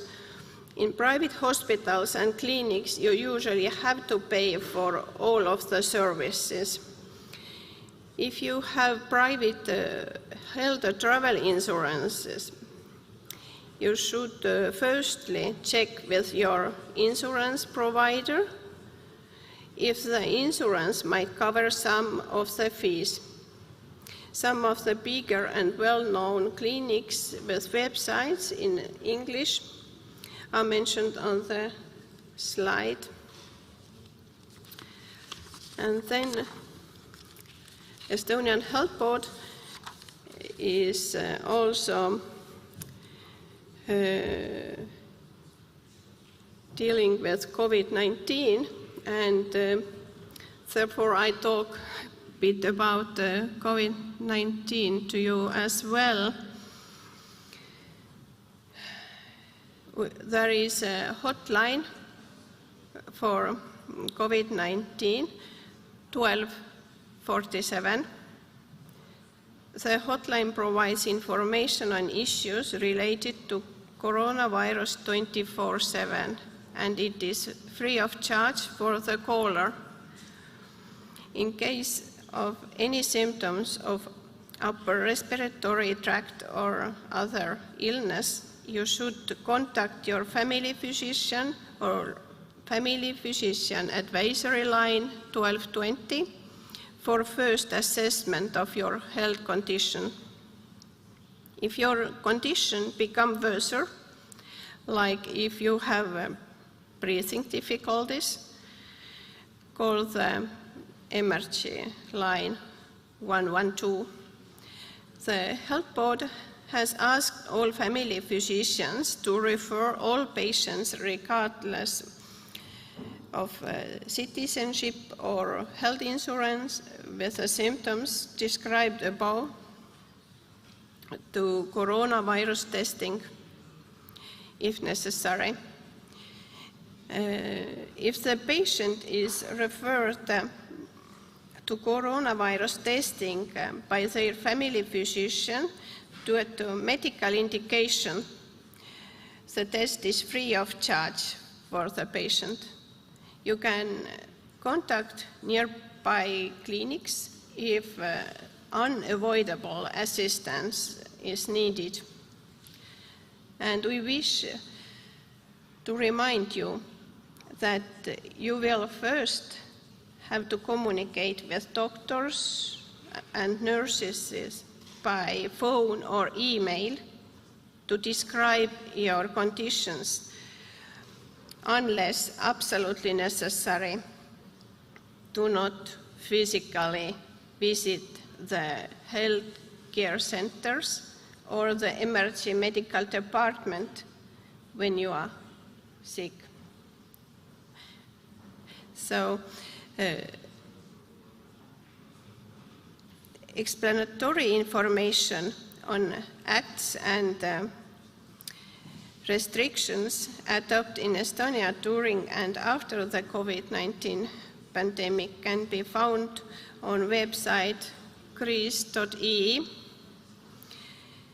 And COVID-19 virological description and infection statistics, health guidelines for general public and medical personnel can be found on Estonian Health Board's website, terviseamet.ee.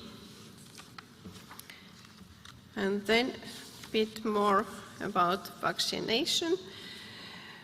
Now, vaccination against COVID-19 has been made available to most of the general public with expanded possibilities. For example, ad hoc vaccinations at shopping centers, and I guess that TalTech has also asked Qualitas to come here to vaccinate. All public vaccination events will be announced through governmental media channels. And for a proof of your finished vaccination course, you can ask the healthcare service provider who vaccinated you. For a yellow-colored World Health Organization's approved textbook named International Certificate of Vaccination or Prophylaxis, where information about received vaccinations included COVID-19 can be written by healthcare worker. If it is for any reason not possible for you to access the patient information portal Digilugu, and you require a digital EU COVID-19 certificate, please contact TEHIK for technical support and social insurance board for wider questions. So, for more information, you can contact Andrei Petukhov or contact Estonian Health Board on Mondays and Wednesdays or via email every day. And thank you for your attention, and I'm ready for questions.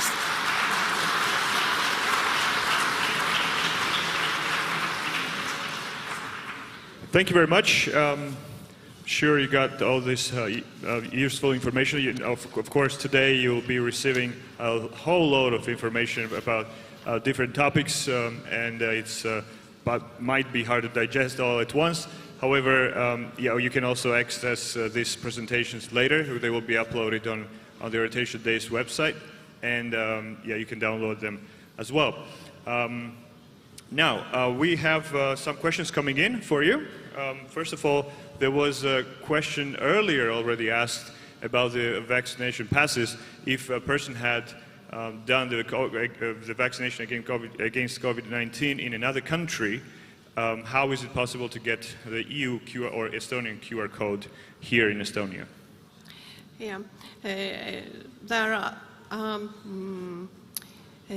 Social Affairs Ministry is responsible about the questions of vaccination, so it might be the best because there are usually very personal cases. Healthcare is a quite personal issue, and maybe this is the best to personally contact Social Affairs Ministry, and also can be asked from your social insurance board, which is the nearest to you. So social insurance board and social ministry could answer the questions about how to verify your COVID passes that you have done abroad here in Estonia. All right. Do I have to wait with the registration for family doctor till I have my Estonian ID as TRP? Or? Yeah, this is if you want to have IT code is needed for be included in Estonian healthcare insurance system. But you can have also private family doctors. And then we ask you to contact directly as private clinics. Okay. Do I need to have a family doctor for 5 months? How important is it? This is probably in the case if a student is here on exchange studies and staying, let's say, for 5 or 6 months. Yeah, this might be now in this corona conditions quite time-consuming to find a family doctor from Estonian healthcare system, which is covered by Estonian insurance fund. But the quickest and for short period, I think the best one is the private family doctors, and you can do this. About the new restrictions, possibly, where is it now required to wear a mask? But the new restrictions came in already from today, right? What about the wearing masks in public currently? Yeah. Restrictions and all kind of guidelines you will find the best from website greece.ee. This was on slide as well. And there's also a question that was circulating around earlier as well about the third dose of vaccine in Estonia. What's the situation about that? Yeah, this is not decided yet. Yeah.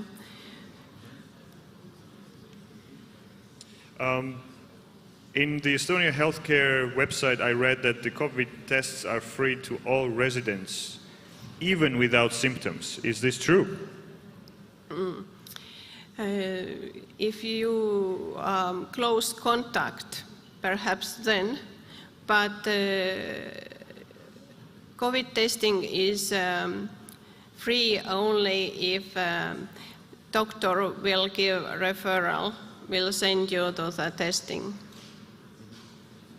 And is it possible to get vaccine if we don't have ID card yet, no residence card as such, or isikukood? Yes, I understand. Today, or was this today or tomorrow, I hear Qualitas is doing this. So it's possible to do even without having it? Yes, I'm not sure that in all clinics, but if you are planning to go to vaccinate in some healthcare service provider, then it's best to ask directly from the service provider. Okay. And can students have family doctors without having private insurance as such and having TRP that allows them to provide the health care? So in this case, it will be public family doctor and it doesn't have a private insurance yet. How is it possible to get a family doctor? Still from the private clinic, well, possibly. Yeah, this just depends for how long period you need. That family doctors are quite busy and they are not very eagerly accepting new patients on their directories. So I guess if you have some acute issue, acute concern, you better turn to private doctor. All right. Yeah, thank you very much. This is for now. And thank you for questions, and thank you for your input in the presentations. Thank you. Thank you.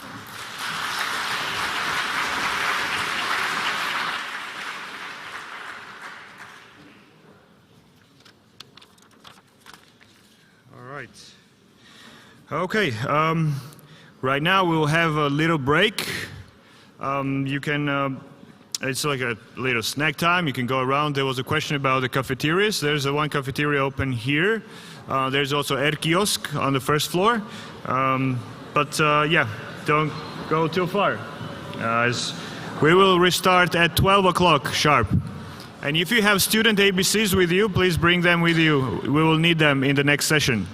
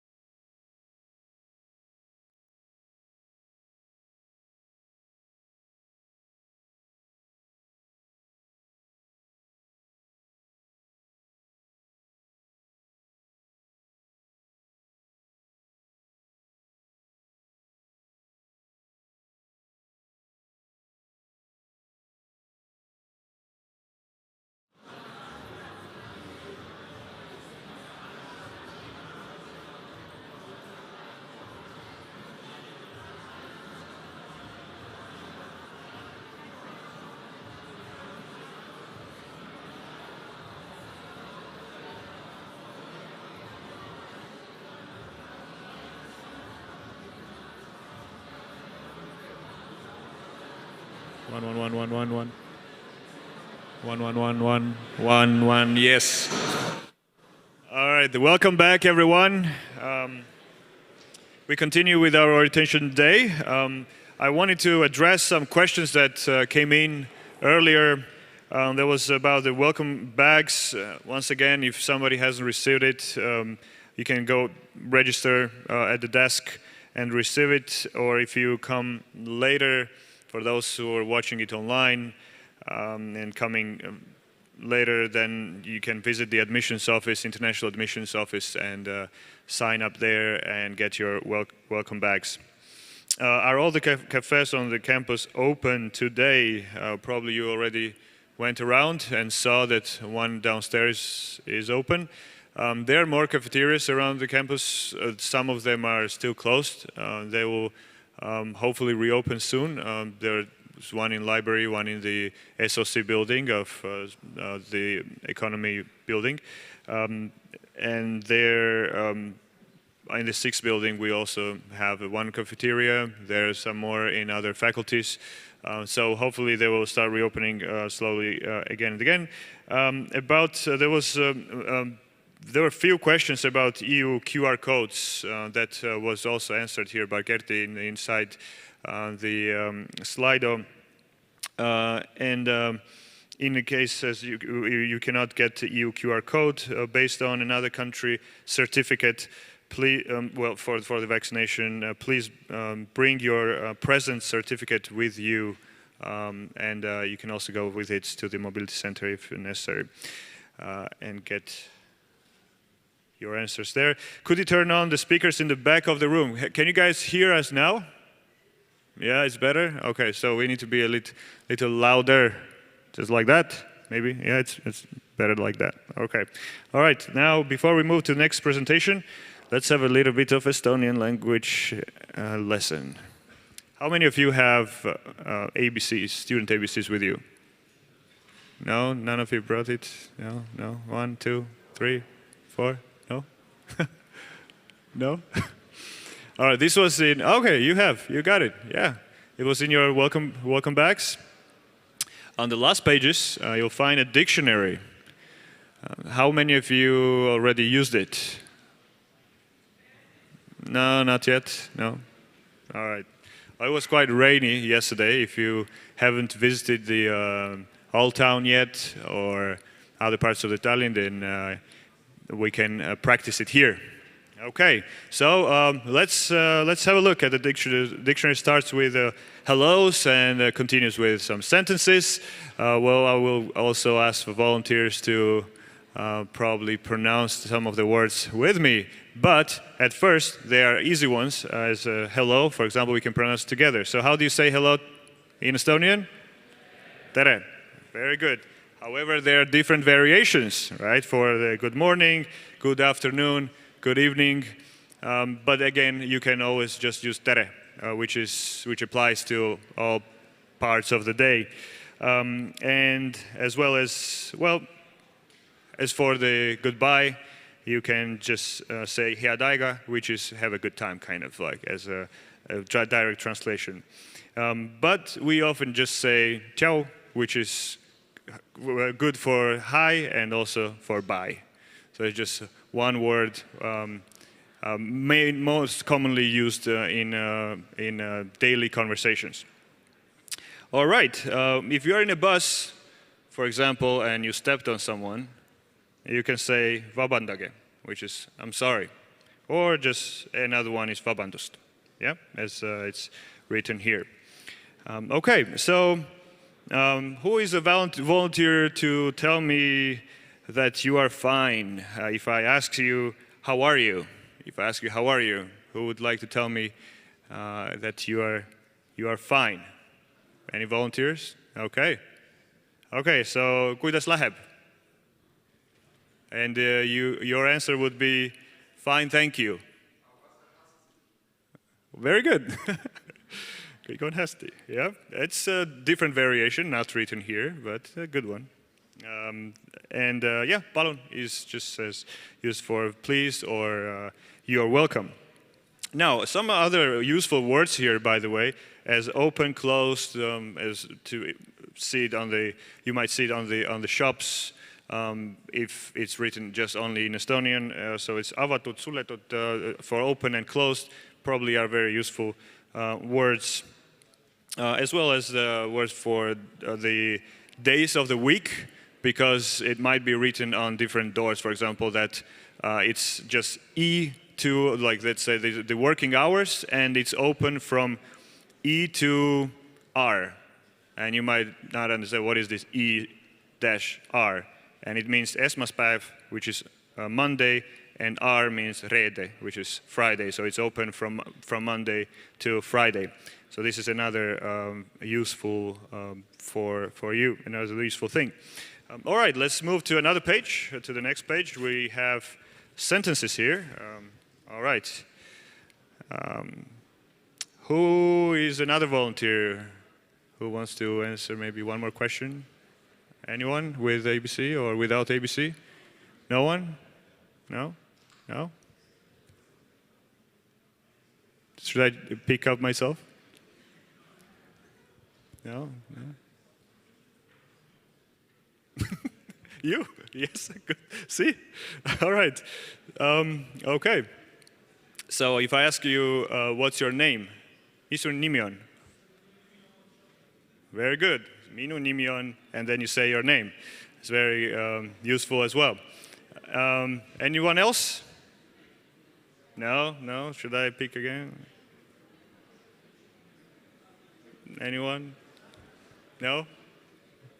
All right. Well, let's see. If somebody asks you, let's say if you speak Estonian or not, well, it's, even though we have a sentence for it that you don't speak Estonian, but if you just start speaking in English, it's understandable, right, that you don't speak Estonian. So you don't, it's not necessary directly to say it all. And well, before starting to eat, we usually say head isu. Let's say all together, head isu. Yeah, it's easy as well.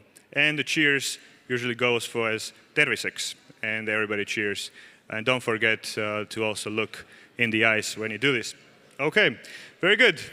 Thank you. And now I would like to present next speakers from police, whom you can also ask. There were questions about if you need to carry your passport when you go around, and you know, this all kinds of questions about your daily life here. I would give the floor now. We can speak here, for example, and then we can take some questions as well.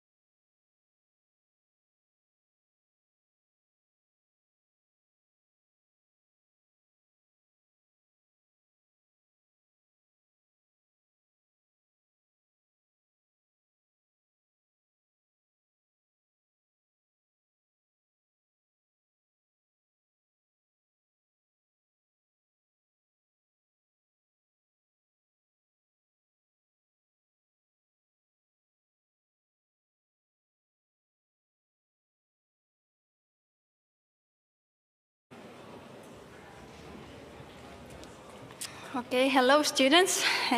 Welcome to TalTech. It's nice to see you that there are so many of you. My name is Lilian and I'm from the TalTech Sports Club. So hopefully all of you are into the sports already, but if not, then just come and train with us and we will change your mind. Okay, so today I'm gonna give you a brief overview about the sports opportunities at TalTech. So, TalTech Sports Club is a sports complex where you can practice 6 different kinds of sports. So we have the ball courts where you can play basketball or volleyball. We of course have the gym to lift some weights. Then we have a very cool circuit training room, which you can see on the picture below. So it's mostly booked for the circuit trainings, but whenever it's available, then you can also go there and train on your own. Then we have 2 group training rooms, table tennis area, where we have 8 table tennis tables, as to say, and we also have a one-of-a-kind Estonian floor, so the professional table tennis floor as well. And we also have 2 badminton courts. Unfortunately, we do not have a swimming pool, but don't forget, you can still practice 6 different kinds of sports with us. So, this TalTech Sports Club is quite near to the main building, just across the road, but you can't see it right away because we have a little forest in between the main building and the sports club, but usually it takes about 5 minutes to get to the sports club by foot. Okay, so as a student, you actually have 2 different options how to train with us. So if you want the credits, then we have the sports course. So you can take it twice, once in the autumn semester and once in the spring semester. It will give you 3 credits each time. So if you pass both of the courses, then you will get 6 credits in total. And as the course takes place in the first half of the day, then you can train according to the course times from Monday to Friday. But if you are really into sports and would like to train in the evenings or on the weekends as well, then we have the annual card for students. It costs 35 euros per the whole year. So it's basically only 3 euros per month. It's the cheapest in Estonia. And with the annual card, you can also participate in the course training, so you can go to the group trainings, play basketball with students if you want to, and it also allows you to go to the gym in the evenings and on the weekends. So the main difference between these 2 is that with the course you can train on the certain times from Monday to Friday, but with the annual card you have the access to the sports club in the evening and on the weekends as well. But first, a little bit more about the sports course. As I mentioned before, you can take it twice. You have to look it up in the study information system. So, and add it to your study plan as you do with other courses that you're gonna take. And to pass the course, you have to fulfill 3 different requirements.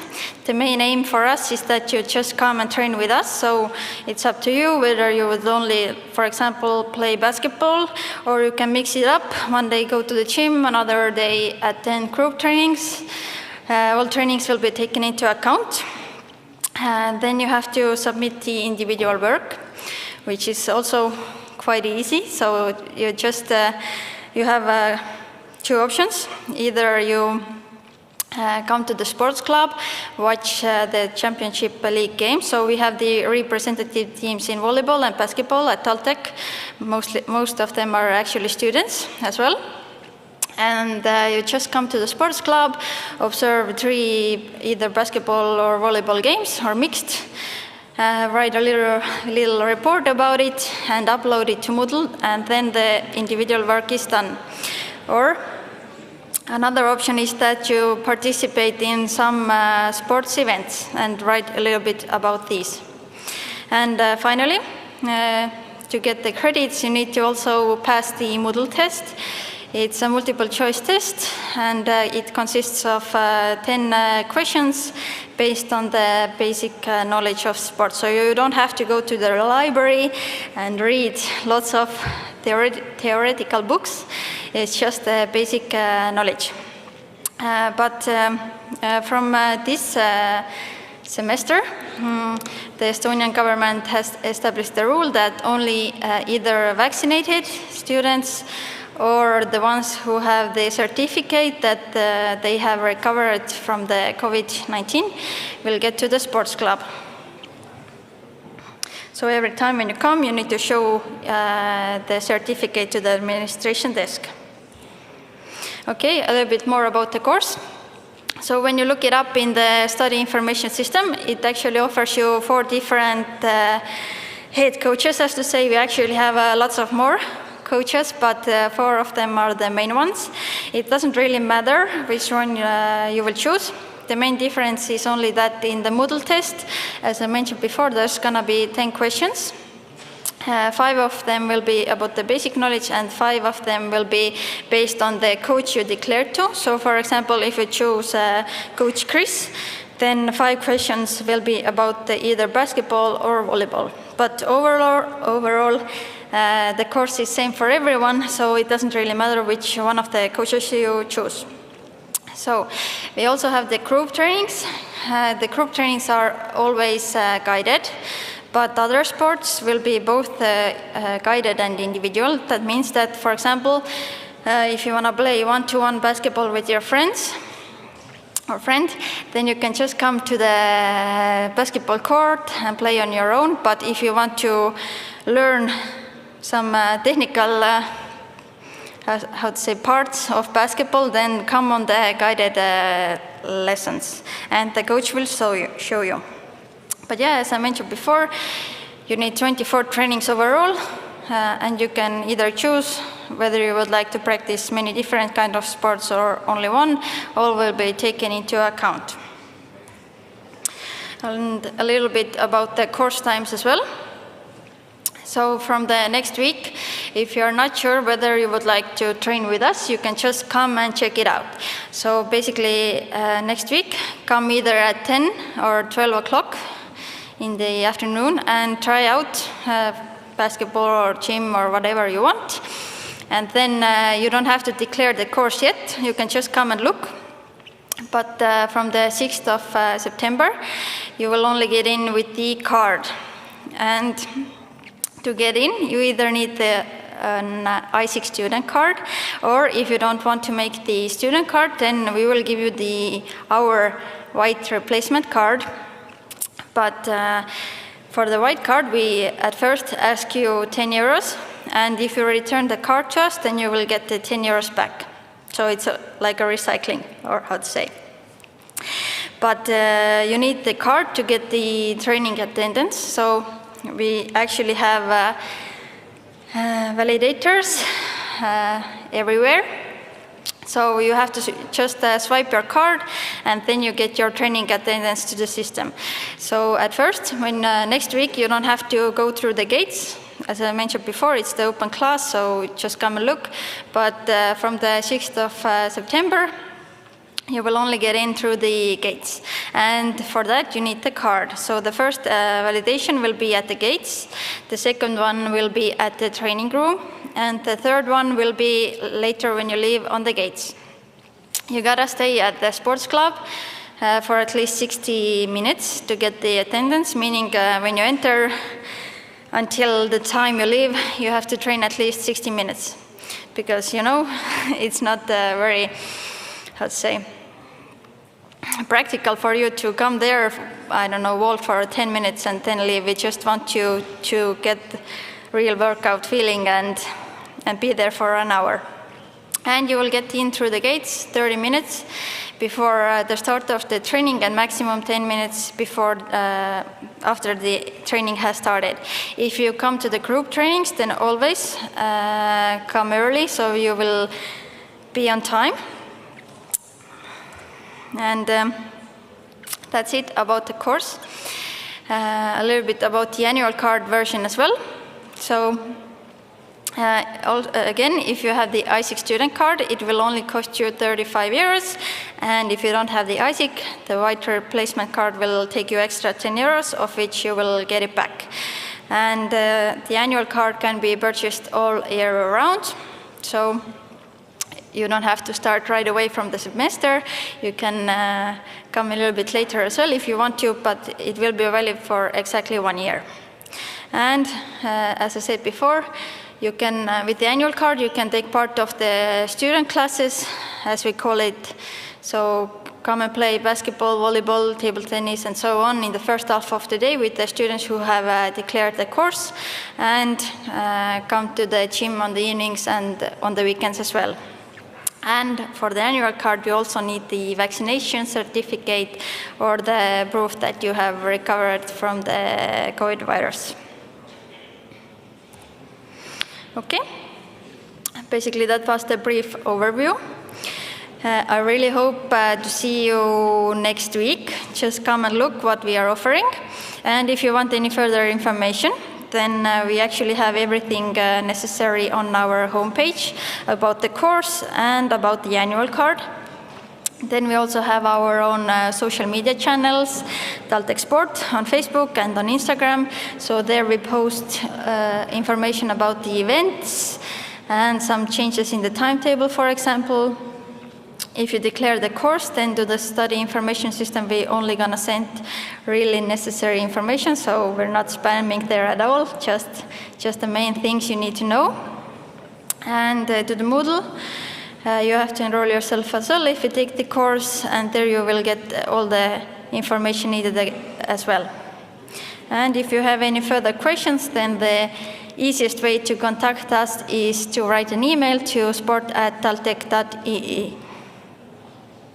And that's it. Thank you. Some questions? Thank you very much.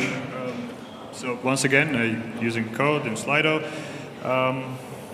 we have a few questions for you from here.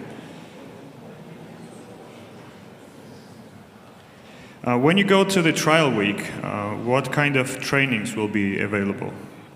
So next week, you can come and practice all the 6 sports, as mentioned before. You can come and try out basketball, volleyball, badminton, table tennis, gym, and group trainings.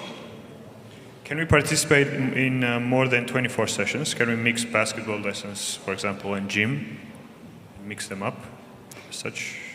Participate in more than 24 sessions? Yeah, like the 24 times, if you declare the course, is the minimum. You can even come every day if you want to. The maximum, we don't have the maximum limit.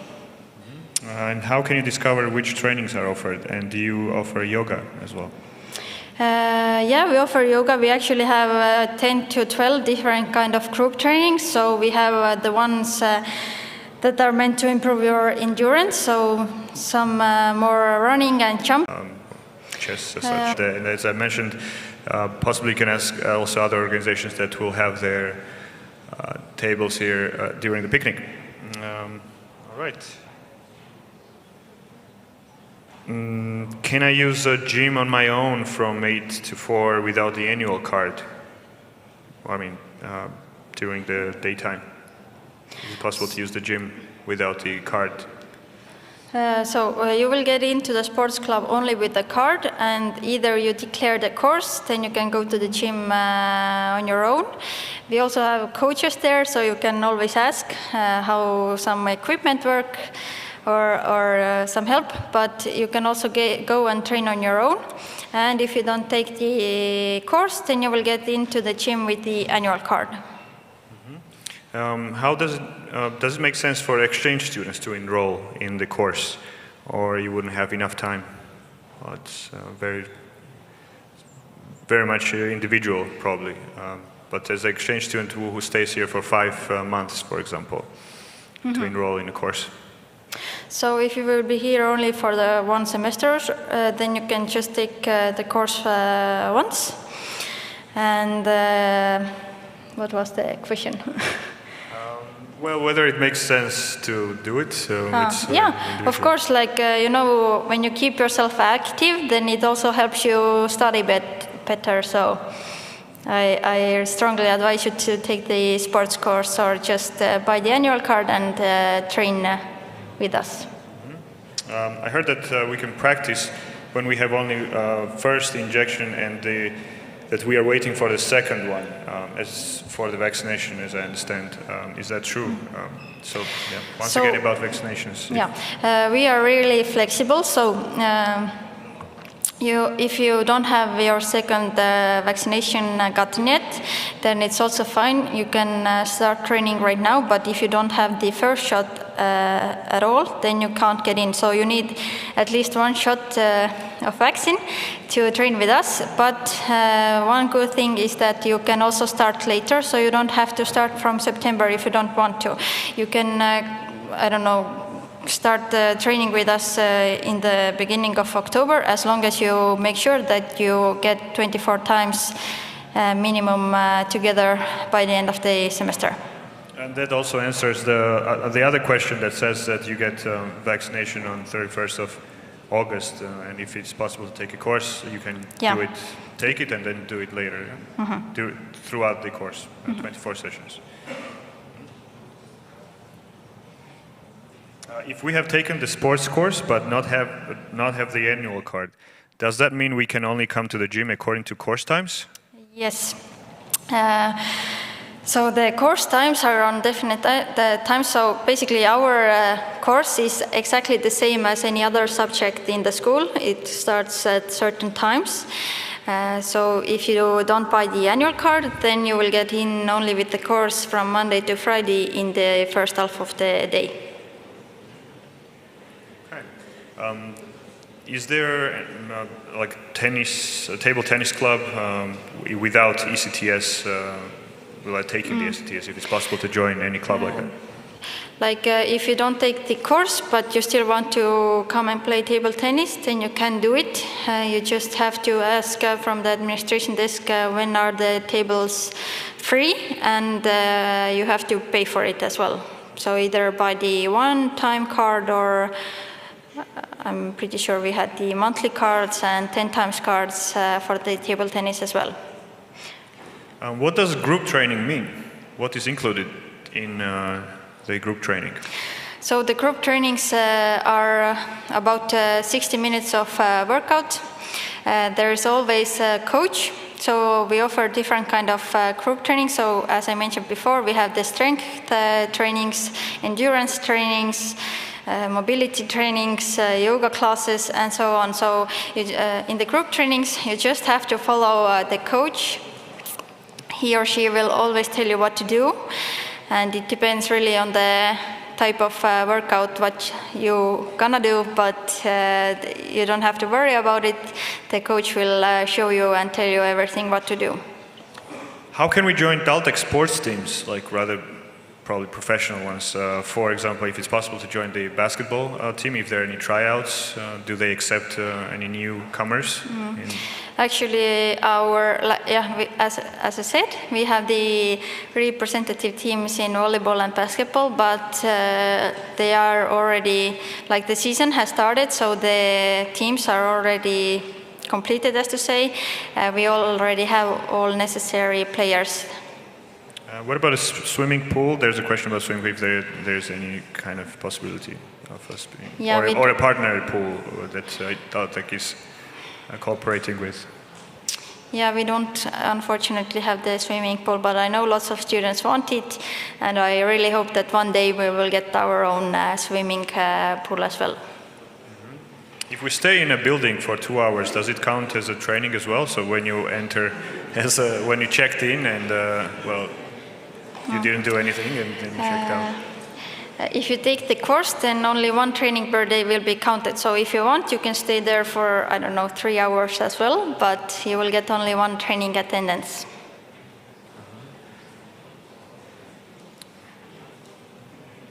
There were several questions about this, and about there was a few questions about football clubs as well. But Again, unfortunately, TalTech doesn't have any football organization or possibility to play football.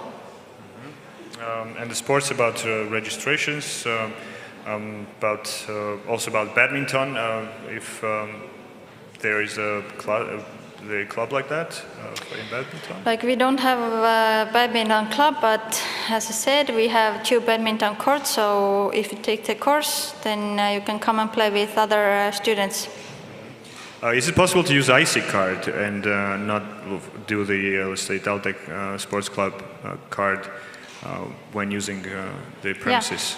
Yeah, it's possible. So I advise you to make the I6 student card at the student union, because it will also give you several discounts in Estonia. Yeah. There are more questions about different types of sports, but yeah, we won't go through each of them right now. You can go on the website also and check out what the sports center is offering. Does a vaccine wristband substitute the certificate? Yes, if you already have the TalTech wristband, then you don't have to show the certificate anymore, so we also accept the wristbands. But it depends how long the TalTech is using the wristbands as well. So if the school decides not to use the wristbands anymore, then you have to start showing the certificate again. There's several questions about if there are showers available in the sports club. Yeah, of course. So every time when you come to the sports club, bring clean indoor shoes for training and also exchange sports clothes. We, of course, have the showers, the lockers, everything you need, so you can shower after the training and then go to the class. All right. Very well. Thank you very much. Some of the questions, we're already... Yep. Please.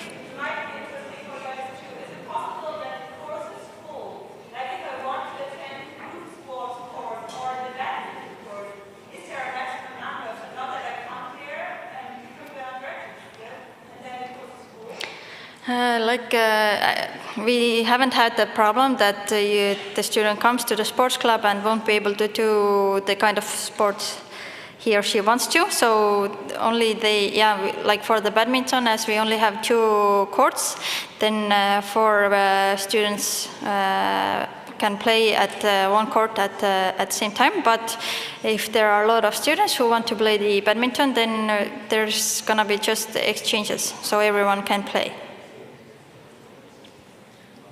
Very well. Thank you very much. Thank you for our presentation. And let's give a round of applause to Vivian. Thank you.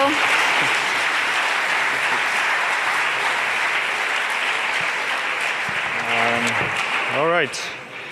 Next presentation, I would like to invite Kadri Mägi here, who will tell you about library and its services.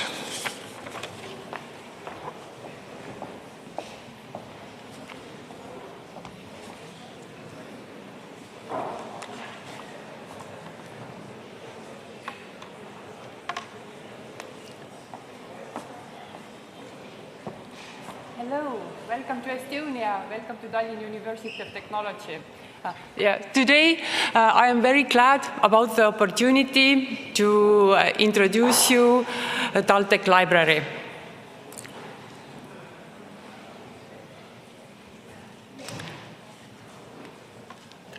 TalTech library was established already in year 1919.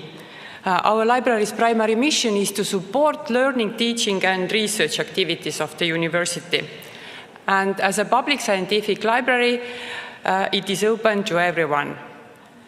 TalTech library building is one of the coolest modern buildings in Tallinn.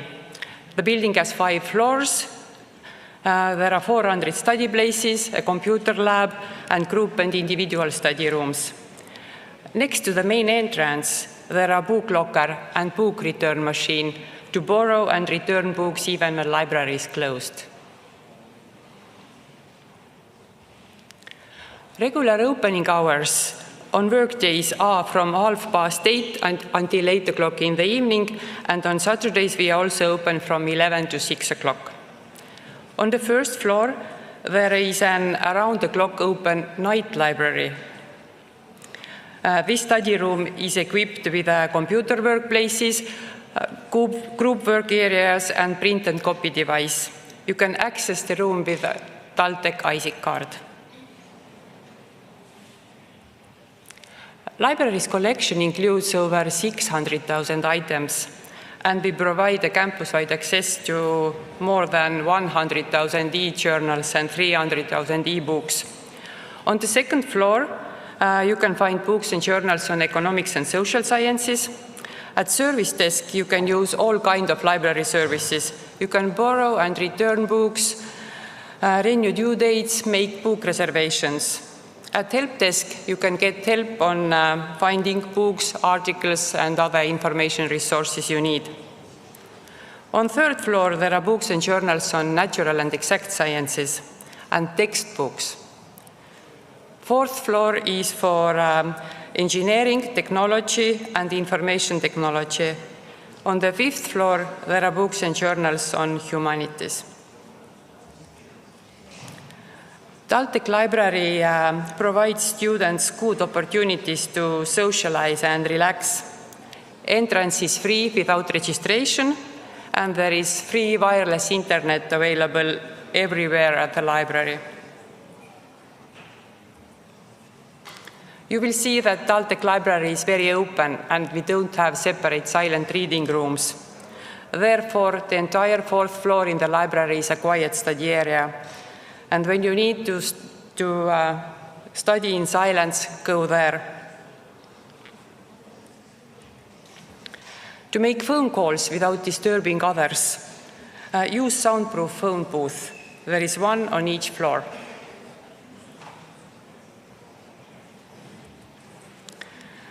TalTech Library has 6 group study rooms. Group study rooms are located on 3rd, 4th, and 5th floor. And on library's webpage, it is possible to reserve online all group study rooms, free of charge. Please find the instructions on library's webpage. Individual study rooms are located on 3rd and 4th floor. Individual study rooms are very popular during exams. Please make your reservations early to get a room. Reservations may be made up to 2 weeks in advance on library's webpage. And individual study rooms can be booked free of charge, but if you want to keep a study room for you for several days and leave your belongings there, then it is also possible to book a room for a small charge and get the key.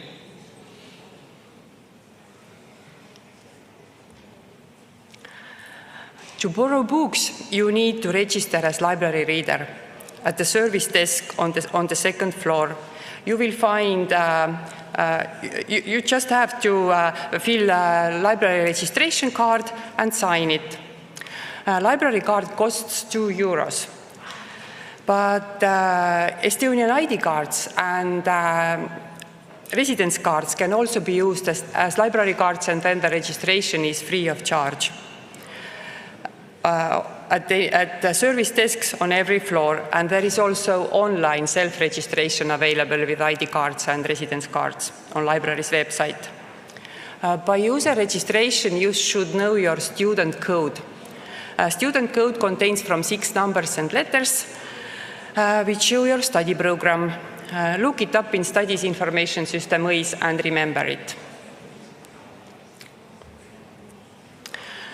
For borrowing, you can pick books from OpenStack and borrow them at any service desk with the help of librarian, or you can use self-service book borrowing machines on 2nd and 3rd floor. To order books or journals from storage, please fill out a call slip and give it to the service center on 2nd floor. Students can borrow up to 25 items at a time. You can return books to any service desk, or you can use a self-service book return machine on the 1st floor. General loan period in our library is 30 days. But books with a shorter loan period are marked with stickers in different colors. Books with a yellow spot on the cover are for 2 weeks, books with a blue spot are for 1 week, and books with a red spot are only for in-library use. And textbooks on the 3rd floor are for 90 days. You can also extend your loans as many times as you need. It's not limited. When a book is already borrowed, you can make a book reservation. And you can extend loans and make reservations at any service desk by email or by phone. And please return or extend your borrowed books in time to avoid overdue fines. Printing and copying in the library are self-services. First, you need to register your Print in City account. You can sign up with a Google or Facebook account or with email address. Then add some money to your account via PayPal or Estonian bank account. To identify yourself at the printer, please add the number of your ID card or public transport card to your account. And it is also possible to create a Print in City PIN code for authentication. For printing, upload your files in PDF format and choose TalTech as your printing point. In the library, printing devices are in the 24/7 open study room on the 1st floor, in the computer lab on the 2nd floor, and also on 3rd floor. On the 2nd and 3rd floor, there are color devices. Scanning is self-service and free of charge. There are scanners on every floor. It is also possible to borrow a scanner from the 4th floor service desk to connect it with your own laptop. And you can borrow other computer accessories too. For example, mice, headphones, ID card readers. In the library, there are many public computers. On the 2nd floor is a computer lab. And to use library computers, you need to log in with username and password you can find on the computer keyboard or with your TalTech Uni ID. Computers on 3rd, 4th, and 5th floor and in group study rooms can be used for information retrieval only, but using USB devices and CDs is not possible there. And library computers contain OpenOffice and also Microsoft Office. We also have information kiosks on every floor. And they can be used for searching library materials, reserving group and individual study rooms, and registering as library user. Please remember the address of library's webpage. It's very easy, taltech.ee/library. At the top of the library's webpage, you can search for books, journals, articles, and more. Under quick links, you can find information about opening hours, user registration, study room reservation, and also you can ask questions via online form and you will get answer within 24 hours. By scrolling down a little bit, you will find links to library's main information resources, Estonian online catalog called Ester, and our e-resources portal Primo, databases and digital collection. In addition, you can find here the remote access manual, possibilities for renewing due dates, and information about copying and printing and other useful services. To search printed books, use Estonian online catalog Ester. The address is also very easy to remember. It's just ester.ee. From the drop-down menu on the left side, you can choose, do you want to search all libraries in Tallinn or choose a particular library? To find books from our library's collection, please choose TalTech Library from the drop-down menu. You can search books by keyword, author, title, and other criteria. And very useful are the self-service opportunities of My Ester. look at the top right corner. My Ester is your area in the catalog, where you can see your checkouts and renew due dates by yourself. And there are many options to log in. But remember that you do not need to log into My Ester when just searching books, only if you want to see what you have borrowed and renew due dates. When you have found a book from the online catalog you need, then observe the location on which floor this book lies. Write down or remember also the book's call number. Check also the status of the book. Is it available, maybe only for in-library use or already borrowed? By clicking on the little blue icon next to the status information, the floor plan and shelf number will be displayed to help you to find this book from the open shelves area. In the open shelves area, shelves are numbered for better orientation. On the floor plan, the shelf you need to find is in red, so please remember also the shelf number. Find the right shelf. Books are organized by subjects, and to every subject accords a certain number combination. You can see big labels on shelves with the subject names and numbers. Within one subject, books are sorted by languages.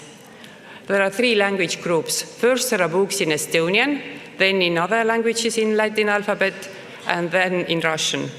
And within one language group, books are in alphabetical order.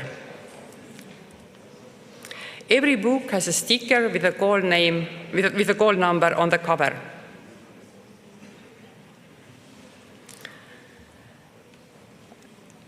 To find e-books or scientific articles, go to library's e-resources portal Primo. Primo enables to make a combined search among numerous databases provided by the library. And when you have found an e-book or article you need, just click on the title and it takes you to the full text.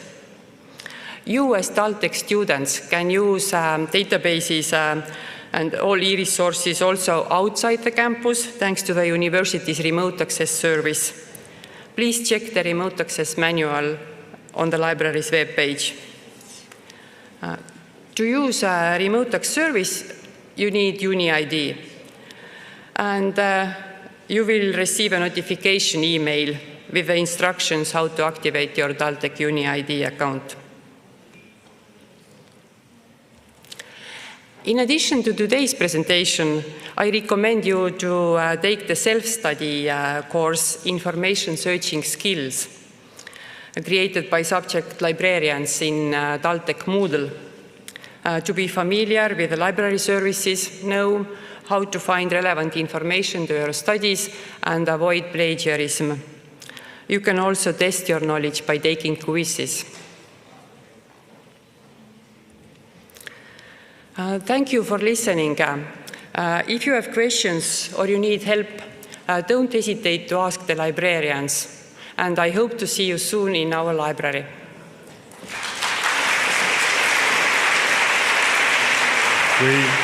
Thank you very much.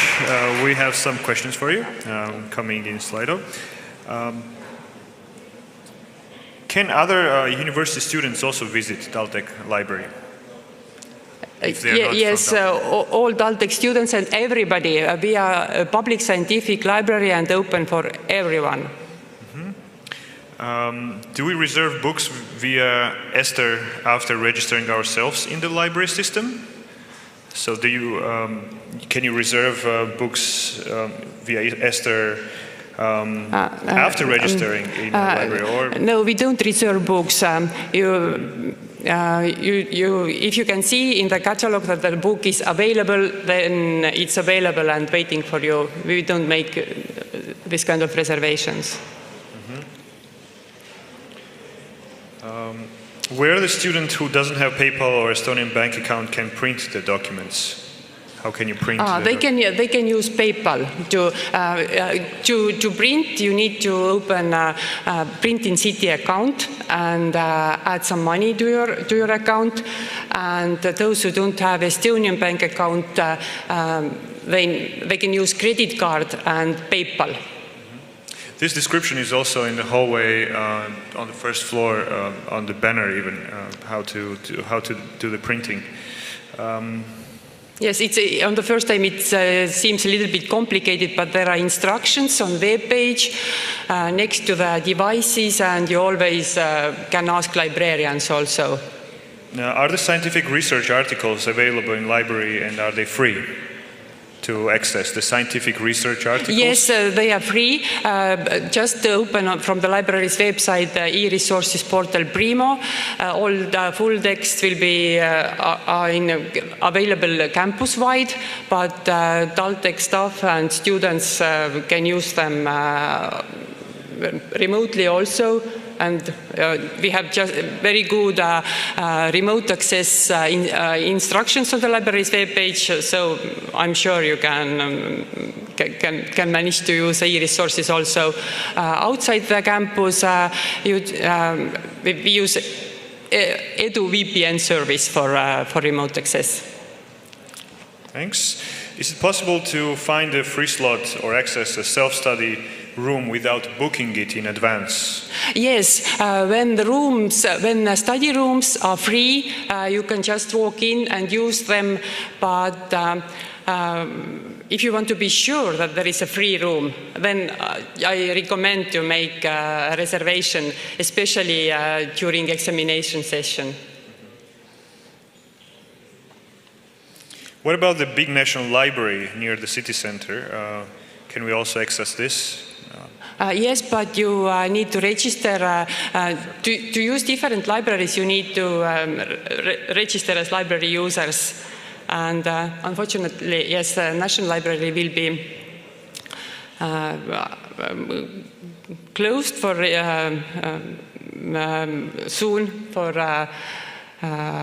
reconstruction, renovation. But we have many other libraries in Tallinn also. Though, if you want, you can use all those libraries, but you just have to register. Are the library books also available online for downloading them? Yes, e-books are available. As I said, about 300,000 e-books we have, and they can be also downloaded. Yes.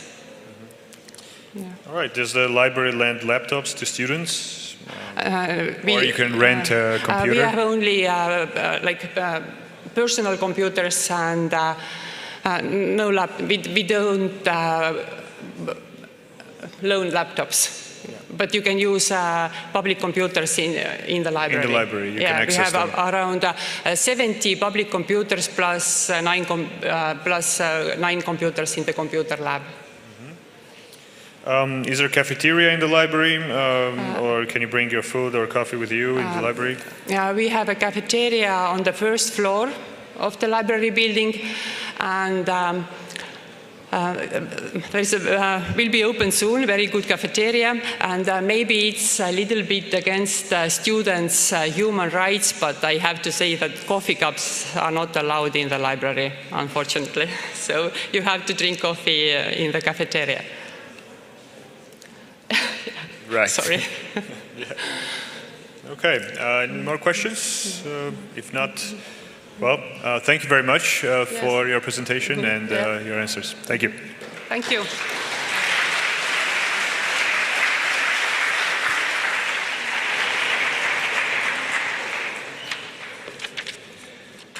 All right, and our next presenter, well, we will talk about counseling services. I'd like to ask Monika Sutrop to tell us more about the services available at the university. Please. Thank you and welcome. Nice to see so many of you. Last year there wasn't so many, so happy that you've chosen Estonia for your studies.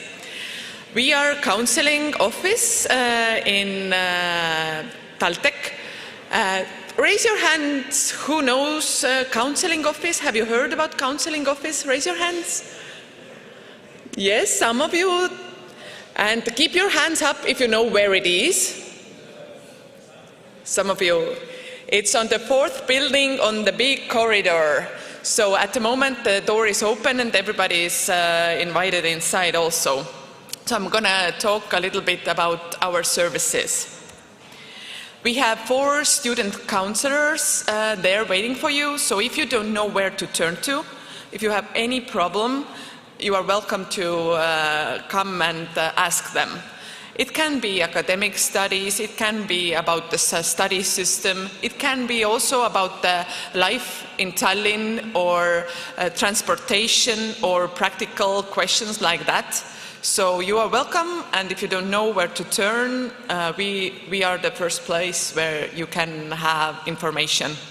And we can, if the students, counselors cannot help you, they will refer you to the persons who can. We have also career counseling and psychological counseling, also counseling for special needs. We are people who are professionals at those areas. So here is our counseling office, 4th building, as I said. So first 2 weeks we are open a little bit longer because there's lots of traffic, but then we are open till 5 o'clock. And we also have a Facebook page, so if you find out us, then you can have information. There's also some practical tips and some internship offers. So I'm the career counselor here, and you can write to me and then we can have an appointment in-house or via Skype, or also other devices via internet. So career counseling, most students come to me, foreign students especially, please can you help me make the CV like Estonians do it? And also very popular is the question, how can I search for a job in Estonia? Also preparing for the interview or any other information what you want to know about the Estonian job market. I also organize seminars. There's a little mistake here. Also in October and November there are seminars, and I'm going to send information to students. It will be through student unions information lists, so you are welcome.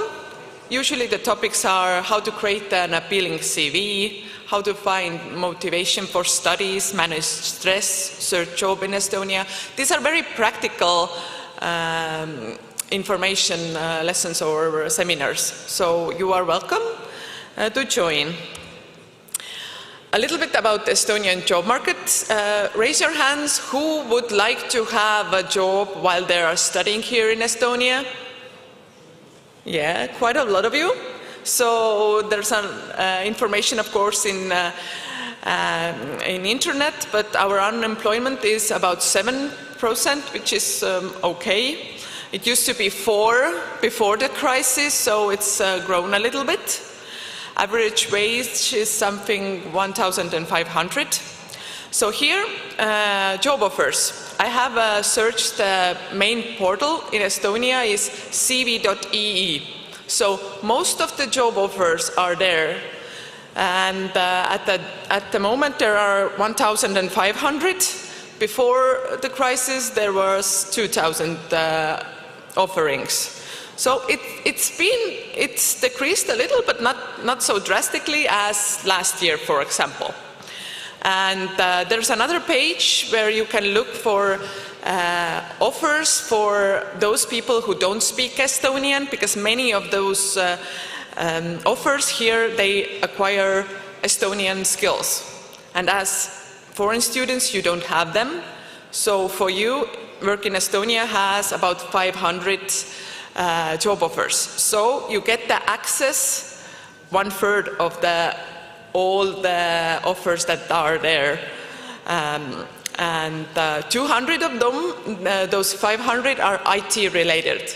So the more technical, the more IT related your skills are, the Estonian skills is not so important then, and you have more possibilities. A little bit about the job and business culture. You have been here for some days now, and you have a little bit sense maybe how Estonians are. Estonia is quite formal, and we also might be a little bit cold at first, so we are not those that will talk to you in the street corner, but when you get to know us, then we are really friendly, I hope. Most of us are. So Estonians mean what they say, so your word is your currency. This is very important for us. So we are hardworking, deadlines and details are very important to us, punctuality, experience, especially in our job market. We are looking for people who have experience, and the experience is very highly rated.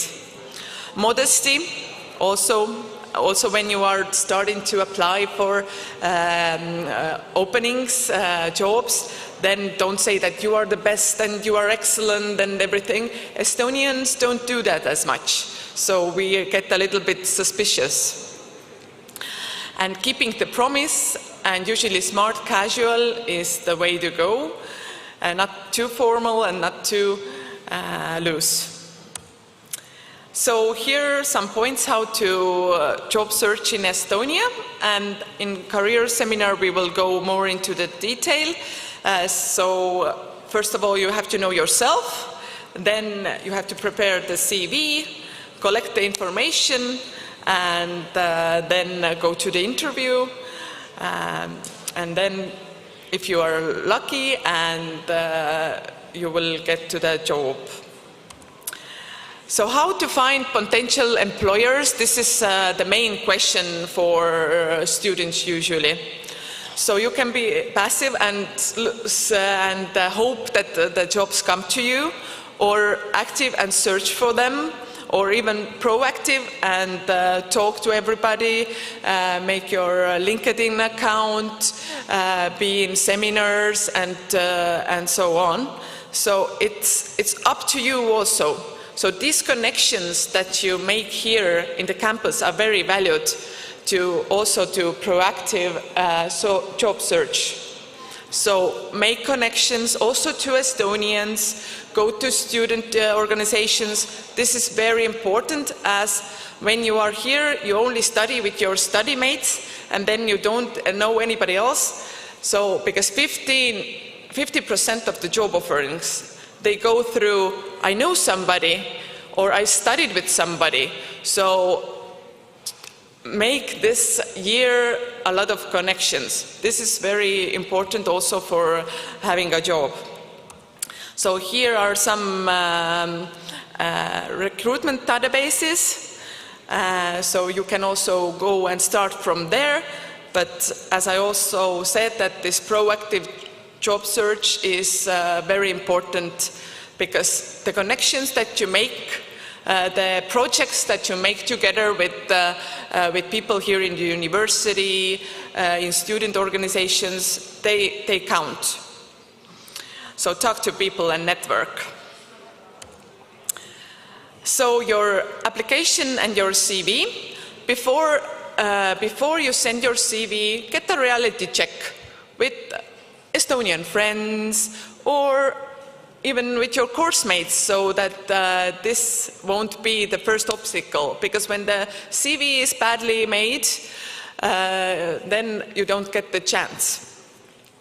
So you can send your CV as a response to vacancy adverts, or then to different companies that you find that they are very interesting to you. So please, do you have jobs available? This is the internship that you make here is also very important starting point and step.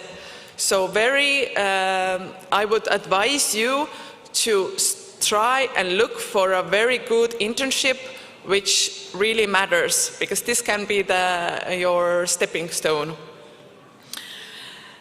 Before sending your CV, you have to see also what they require, and your motivation letter should be the information how you are good or you are capable of these job positions and job details.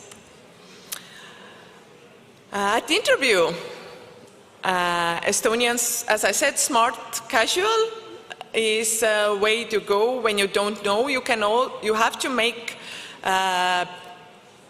search before you go there, so you know which organizations are more casual, which organizations are more formal. And as I said, punctuality, be there on time, dress appropriately, introduce yourself, be sure why you apply to this position.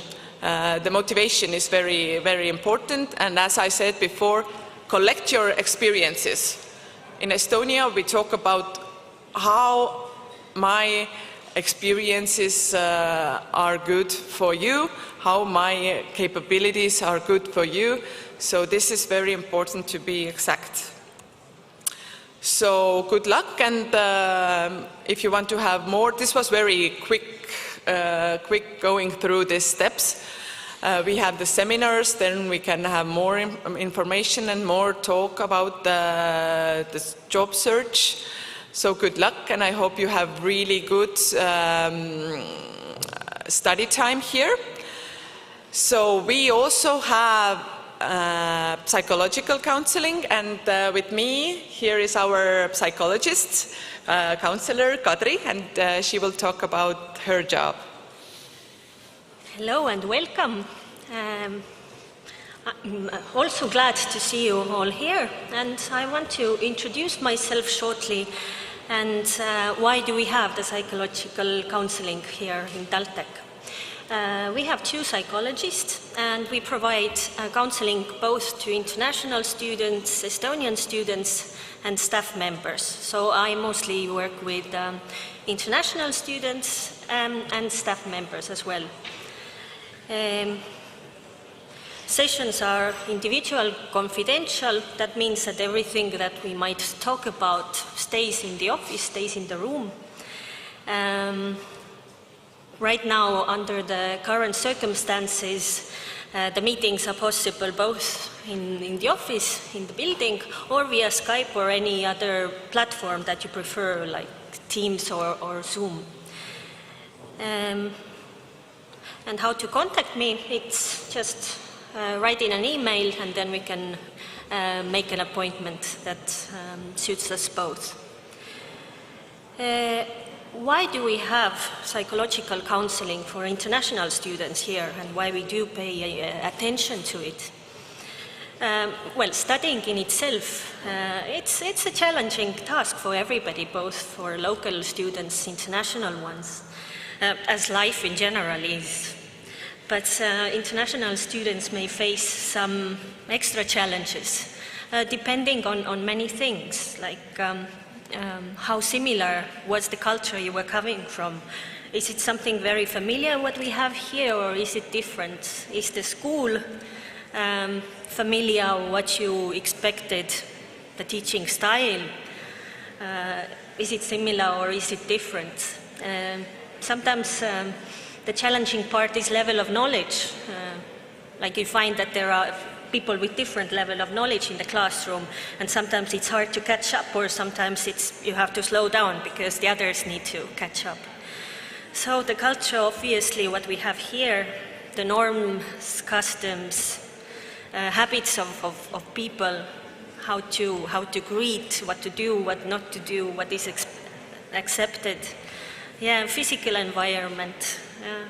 Some likes the cool weather. Some people I've talked to have said they actually enjoy the coolness of Estonia, even when they come from warm countries themselves. So there are many aspects to that. Social situation too. You are away from your families, from your regular circle of people. Maybe you already knew somebody here, or have been here before. That eases the thing. But sometimes you start from blank page, from zero. You have to start building your lives up here, including connections with people. Yes, and how to communicate. Is English enough when everything is around us is Estonian, like how to manage? And then sometimes the feeling of isolated is easy to come. This autumn, I really hope that the university can be as open as possible under the circumstances again, so you could experience some normal student lives as well, both in social sense and also academically. So these are some extra challenges, but maybe you experienced something already back home, or maybe you will experience. I really hope that your experience here will be good and you will find what you came to look for in academical terms, in getting different experiences, making connections, but all of us can face some challenges during our lifetime, and this is normal, it's very common. As for statistics, like 4 or 5% of people, not percent, but people experience some mental health issue during their lifetime. So it is very common. Yeah, what are the most common things? At school, it's, of course, lack of motivation. Maybe you start with enthusiasm, but as time goes, you lose it. It's hard to focus. That's a big issue. Like, how can I focus and divide my focus as well, direct my focus? And of course, anxiety, worrying, these are the most common thing. Fear of the unknown, the uncertainty, what's going to happen next, how I'm going to manage, what waits for me next. Very common. Depression, sadness. Of course, we can feel sad, and it's normal to feel sad as well. But at some point, we have to be aware that, okay, this sadness right now is too much. Yes, unexpected life events, things happen during our lifetime, which we can or cannot expect. And they, of course, influence us, our well-being. And sometimes it's relationships. We can all struggle. Or we find that our sleep pattern is affected, that it's not as it used to be. I want to sleep too much, or I don't sleep at all, wake up. So it's a sign that maybe I should ask myself, like, shall I pay some more attention to my well-being? So when you start feeling that, okay, things are not quite okay with me, what to do? Well, first of all, this acknowledgement that what you experience, it is common, it is normal, it is okay. Remain active even if you want to stay in your room, in bed. Just, first of all, get up from the bed, first of all. That's important. And be active, considering and finding the ways of what are possible under current circumstances. Yes, everything is not possible as was possible before, but something is still possible.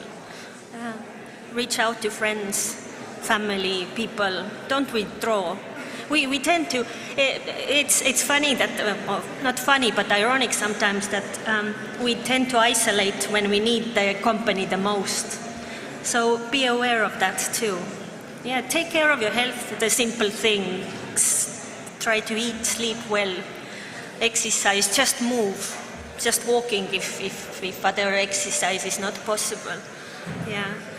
And be kind to yourself. If self-blaming helped, I would suggest that, but usually it doesn't. So just be kind to yourself and to this experience as well. Maybe try to give it another chance if you feel that, oh, is it for me, or did I make the right choice?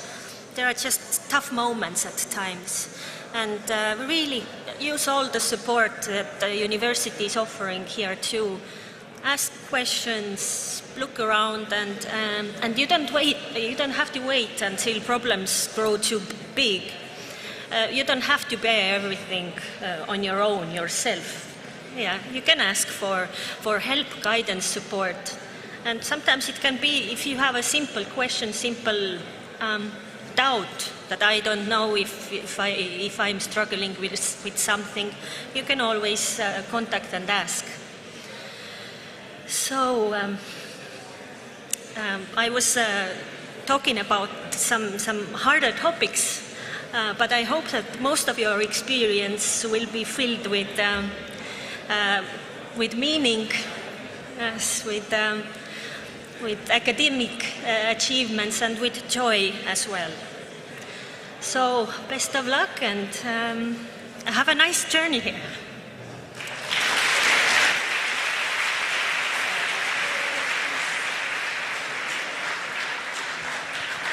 Thank you. Thank you very much for your presentations. We have a few questions for you as well. All right. You mentioned that the average wage is around 1,400 euros. So what is the median wage in Estonia? As medium or? This is a statistical medium. This is not the mean. This is the statistical one, academic. Yep. Can career counseling also help with Estonian language courses or Estonian languages for needing for job, for example? No, sorry, I'm not the specialist in Estonian language. What I advise, there's a subject also, Estonian language and culture. Take this if this is not in your curriculum, and also look for different ways to communicate, because the obstacle that I see from foreign students why they don't learn Estonian is a practical one more. Because you are together with all the international people and you are in dorms together, you are studying together, and you don't have the practice. So there are courses which you can take, but the practice is usually the thing that gives you the Estonian. Do, let's say, locals, in case of also language proficiencies, get paid also more than foreigners in Estonia, depending on the job? No, there shouldn't be like this. It's what kind of job it is, and then everybody can apply. It is. It depends on the company. It depends on the sector. IT pays much more than education, for example, and everything in between. So, so it's more about the sector. It's more about the responsibilities. All right, there's a question about the whether employment process is skewed positively towards females or males in Estonia. No. Although statistically the wages are different, so the men get more paid than women, but it's also that men are more in this kind of positions that pay more. It's more like that, if it's the same position, and it also depends on how much you ask. So these are where the differences come. Is the psychological counseling free? Yes, it is free of charge as other counseling services here in TalTech. Yeah. And is there own psychologist, meaning at the counseling center, that students can address to a psychologist? I'm not sure if Whether there is a psychologist, yeah, that's right here. Well, here I am. And what's the basic and lowest salary? There was a question also about basic or lowest salary. Lowest salary. Or maybe we can say how much is it the lowest per hour? Lowest per hour. Was it around 3 euros? There's something 400 something or 500. Sorry. So 3.5. I didn't check at the moment how much it is, but there's a minimum wage that you have to pay, so it's around 500. Mm-hmm. Can I work full time before getting TRP in a temporary residence permit? And if I've applied for identification, here. So if a student has applied for TRP, temporary residence permit for study purposes, but haven't received it yet, can he or she work? You have the right to work here, but you have to then say all the refer to law. So you have the right to work here if you study. And once again, what kind of counseling services does the Office of Counseling give, except job counseling, career counseling, and psychological counseling? Is there anything else? Yes, so the student counselors can help you with all the practical information, all the study system information. If you have problems with, I don't know, your course, your lecturers, whatever kind of questions you have, then you can turn to us. Are there any kind of part-time jobs available at TalTech on the campus? TalTech has, in the website, has the place where they put all the job offerings. There are more academic offerings usually, and a few of those which are not academic. So in here, many students come to me and ask if I can be assistant lecturer or helping. We are in our university. Usually there are not so many of those places available, and usually the course lecturers they have their own groups, and the students from the groups kind of get those positions. All right. Thank you very much. This is it for now. Thank you for your presentation and answers to questions. Thank you. All right. There was another question, where can we download the slides? As I mentioned in the very beginning, they will be on the website at taltech.ee/en/orientation days. This is where you can download the slides and also watch the recording of our sessions. Further on, we'll have picnic coming up. I found out what kind of food there will be, as you asked. There will be some wraps and fruits and yeah, some snacks. As you know, we have still going on the Instagram competition, which will be announced. The winners will be announced at the picnic. And while the picnic is going on, which is outside in the courtyard already waiting for you, you can come in back here and meet the representatives of other student organizations. And they will have some kind of games and activities going on here.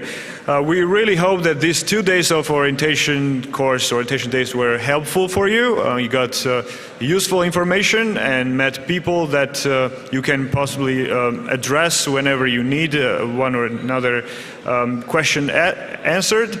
And we hope that you will have more time to meet each other, and wish you all the best and enjoy your time at TalTech. Thank you very much.